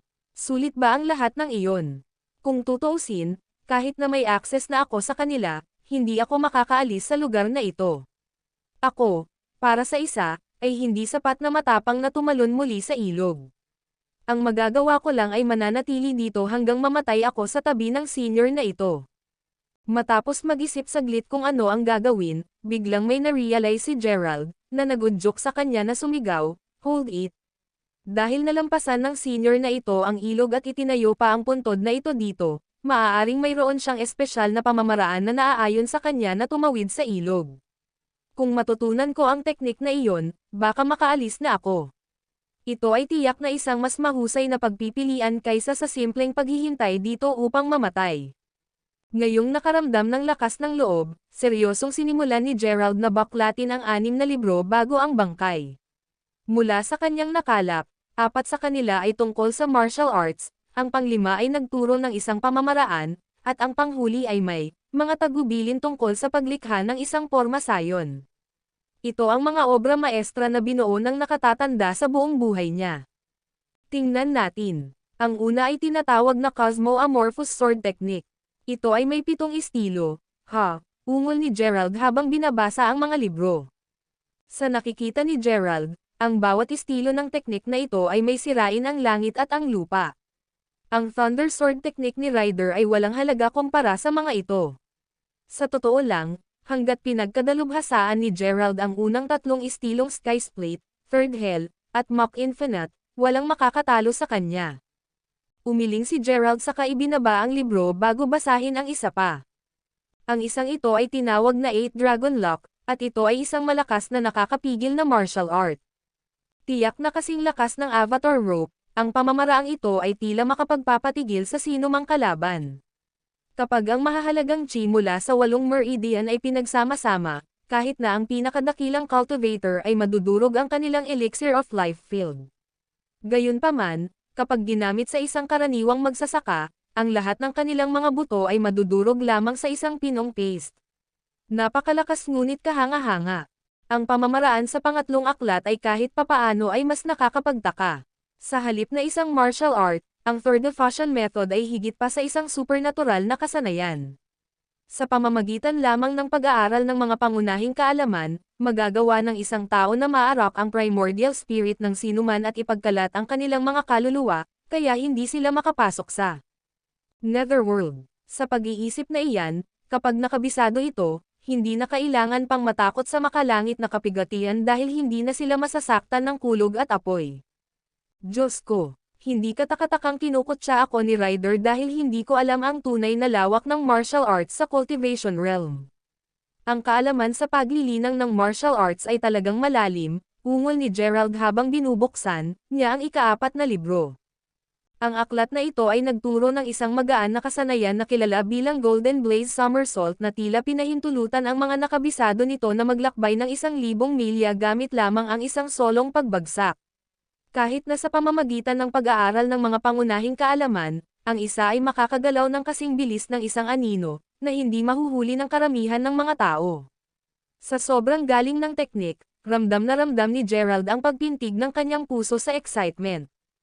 Sa paglipat sa ika-5 libro, ito ay tila may impormasyon tungkol sa mga pormasayon at force field. Matapos basahin ito, napagtanto ni Gerald ang mga pormasayon at puwersa sa itaas at ibaba ng Red River ay nilikha gamit ang impormasyon sa aklat na ito.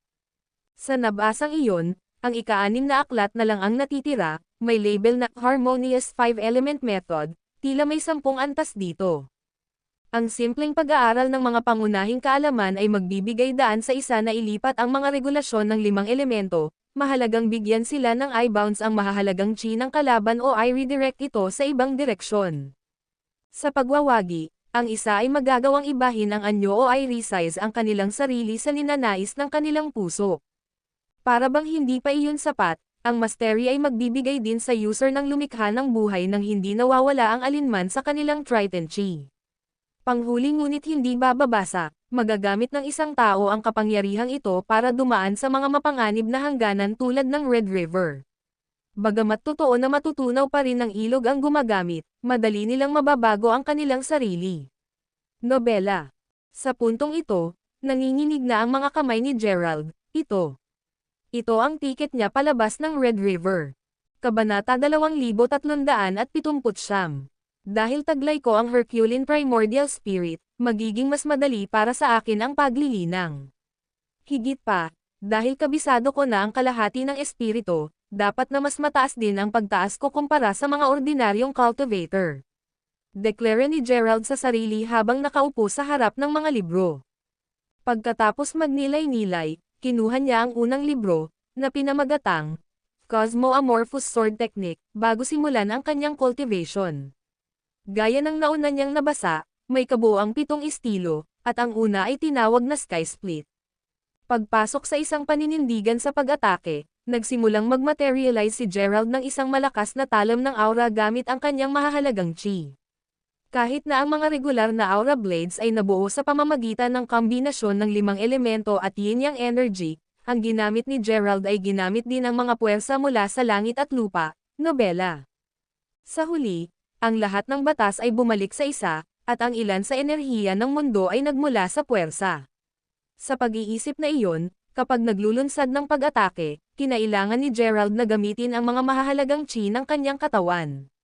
Sa katunayan, ayon sa libro, hindi lamang niya kailangang gamitin ang kanyang katawan, kailangan ding gamitin ni Gerald ang puwersa ng langit at lupa. Sa paggamit ng langit at lupa bilang pundasyon para pakilusan ang elemento gayon din ang enerhiya ng 5 pamamagitan ng yin-yang, magagamit ni Gerald ang kanyang mahahalagang chi upang ilipat ang puwersa sa aura blade, kaya nakumpleto ang pag-activate ng kapangyarihan ng kanyang buong katawan. Sa lahat ng sinabi, kapag ang pag-atake ng Sky Split na nagdadala ng kapangyarihan ng langit at lupa ay inilunsad, kahit na ang Diablo ay hindi ito makakayanan. Sa paglipat sa Third Hell, ang pangalawang estilo, ito ay karaniwang isang mas malaking kapangyarihan na gumamit ng mga puwersa ng langit at lupa. Sa pamamagitan ng pagsasama-sama ng 3 chi ng langit at lupa diverse, dalisay, at panlalaking chi, magagawa ng isang tao na manginig ang lupa at malupig pa ang mga demonyo. Ang susunod na 5 estilo ay katulad ng unang 2, ngunit ang bawat isa sa kanila ay lumago ng mas advanced at sa gayon, mas malakas pa. Sa pag-iisip na iyon, habang nagsasanay si Gerald sa pamamaraan, mas naramdaman niya ang pamamaraan ng espada ay napakahusay. Gayunpaman, ang Herculean Primordial Spirit ay isang gintong espiritu na ginawa ng isang magsasaka na naglalaman ng kakanyahan ng lahat ng bagay sa mundo, kaya ito ay angkop na gamitin upang pasiglahin ang makamundong kakanyahan. Sa pag-iisip iyon, ang paghiram ng kapangyarihan ng langit at hindi na rin ang pagsasama-sama ng lahat ng kiss ay wala kay Gerald. Pagkatapos ng maraming oras ng paglilinang, biglang iminulat ni Gerald ang kanyang mga mata at ganoon din, ang puwersa ng langit at lupa ay mabilis na nagsimulang mag-ipon patungo sa bata, na naipon sa loob ng kanyang katawan at tumatakbo sa lahat ng 8 meridian niya. Darmorphous, sigaw ni Gerald, na nagudyok sa hindi mabilang na aura blades na lumitaw sa paligid niya. Matapos isagawa ang huling estilo, yumanig ang lupa at ang mga aura blades ay humarap sa lupa bago bumagsak pababa at ibinaon ang kanilang sarili sa ilalim ng lupa. Sa sobrang laki ng kapangyarihang ito, hindi isang kahabaan ang pag-angkin na kaya nito. Tumatagos sa langit at lupa. Maging ang tubig ng pulang ilog ay parang baliw na tumalsik sa mga sandaling ito. Hindi pa nailunsad ni Gerald ang buong pag-atake ngunit ilang mga pagsabog na ang na-trigger na.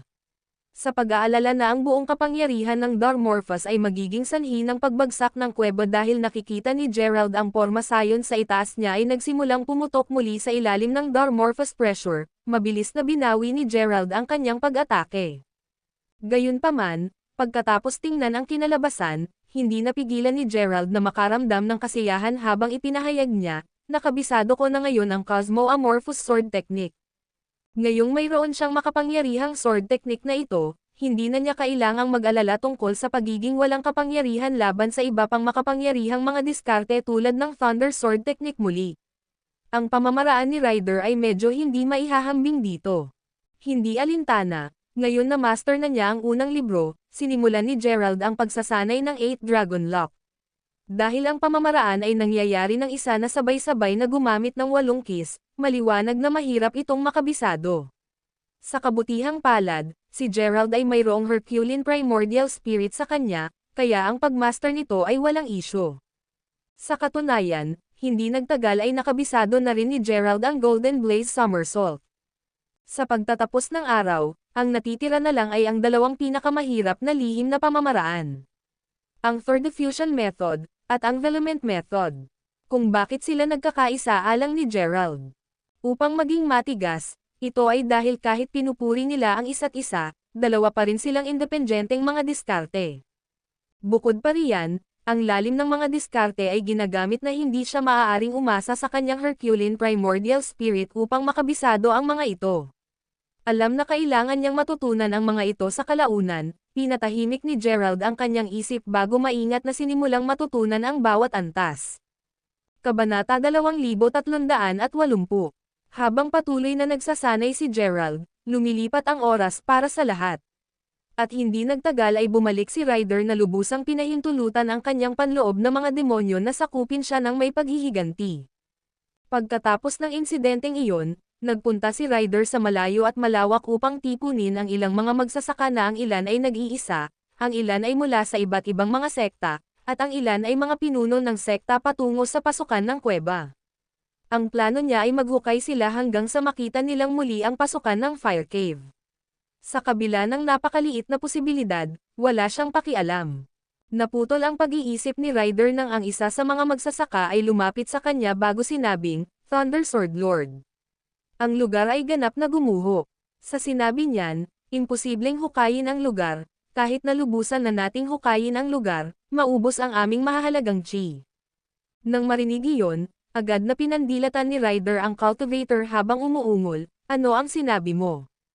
Ako, ang ibig kong sabihin. Hindi ko. Nauutol na sabi ng takot na magsasaka habang mabilis na umiling. Bago pa man makahingi ng paumanhin ang magsasaka, napahawak na ang palad ni Ryder sa kanyang ulo at sa nakakasakit na snap, pinugutan ng ulo ang magsasaka. Tumangala si Ryder sa iba pang nakakatakot na magsasaka, pagkatapos ay umungol si Ryder, kung nais ninyong panatilihing buo ang inyong mga ulo, magmadali at maghukay. Wala akong pakialam kung anong mga paraan ang ginagamit mo. Kahit na ilibing ito ng ilang libong metro ang lalim, lahat kayo ay maghuhukay hanggang sa makita ninyo ang sinumpaang pasukan na iyon. Sa labis na pagkasakal ng hangarin ni Ryder na pumatay, ang iba pang mga magsasaka ay agad na nagsimulang gawin ang kanyang iniutos. Sa kasamaang palad para sa kanila, kahit na pagkatapos ng patuloy na paghuhukay sa loob ng higit sa 70 araw, walang pag-unlad na nagawa. Marahil ito ay dahil ang lupain ay nabuo sa ilang espesyal na porma sayon, ngunit halos sa bawat oras na sila ay hamukay sa isang tiyak na punto, ang mga bato at lupa ay magsisimulang dumausdes pabalik at ay ando ang lahat ng kanilang gawain. Sa ilang mga pagkakataon na nagawa nilang panatilihing hinukay ang lupa, gayunpaman, mabilis na napagtanto ng mga magsasaka na ang geographical na istruktura sa ilalim ng mga ito ay nagbago. Ang espesyal na istrukturang ito ay humadlang sa kanila na maghukay ng higit pa, anuman ang ginamit na mga magic artifact at kung gaano karaming mahahalagang chi ang naubos. Naturally, ang modernong teknolohiya ay hindi rin gaanong gagamit dito. Bagamat sa simula ay may mahigit 1,000 nagsasaka sa bagay na ito, isang mahusay na 200 sa kanila ang namatay dahil sa patuloy na labis na pagkapagod sa kanilang mahahalagang chi. Si Ryder mismo ay natagpuan ang kanyang sarili na lumalaki ng higit at higit na pagkabalisa sa araw. Ito ba ay tunay na kalooban ng Diyos? Pagkatapos ng lahat, sa kabila ng katotohanang naghintay siya ng napakaraming taon, nawasak ang lahat sa isang sandali. Lahat ito ay kasalanan ng F***Stingbrat na iyon. Kung hindi dahil kay Gerald, hindi masisira ang porma sayon. Tiyak na hindi nakatulong na patay na ang bata. How F***Sting miserable. 3 buwan na ang nakalipas mula noong mahusay na labanang iyon, ngunit nasumpungan na lamang ni Ryder ang kanyang sarili na lalong hinahamak ang mga bata sa tuwing naiisip niya ito. Habang si Ryder ay nagngangalit sa kanyang mga ngipin sa galit, ang lupa ay biglang nagsimulang yumanig ng marahas. Matagal na itong nangyayari, at hinala ni Ryder na ito ay dahil sa isang bagay na humipo sa porma sayon. Gayunpaman, ang ikanalito niya ay ang katotohanan na ang mga pagyanig ay patuloy na lumalakas at lumalakas sa bawat oras na ito ay tumama. Dahil doon, halos hindi na balansehin ni Ryder ang kanyang sarili nang matapos ang pagyanig na ito. Napakalaking lakas, bulong ni Ryder sa sarili sabay buntong hininga. Para sa lahat ng alam niya, ang pagbuo ay marahil ang tanging bagay na maaaring gumamit ng ganoong kapangyarihan. Ngunit ano ang silbi ng pagsusuri niyan? Gusto niya ng ganoong kapangyarihan para sa kanyang sarili. Kapangyarihang napakalakas na maaaring maging sanhi ng panginginig ng kalangitan at lupa. Nako, malaki ang posibilidad na hindi na niya maabot ang antas ng cultivation na iyon. Sa paglipat pabalik kay Gerald, Ang bata ay kasalukuyang nakaupo na naka-cross-leg, na may parehong panlalaki at pambabaing aura na nakapalibot sa kanyang mukha. Dahan-daang nagtipon ang dalawang aura sa kanyang Elixir of Life field at kasunod nito, nagpakawala ng mahabang hininga si Gerald, na bumubuo ng mahabang daloy ng gatas na puting hangin. Sa wakas, natutunan ko na rin ang third diffusion at development methods. Deklara ni Gerald habang nagmulat ng mata. Kahit na nakakakita na siya ng hanggang 1,000 milya gamit ang kanyang banal na kakayahan bago ito, ngayon na ang kanyang mga pandama ay higit na pinahusay, ang kanyang paningin ay higit na napalakas ng ilang daang milya.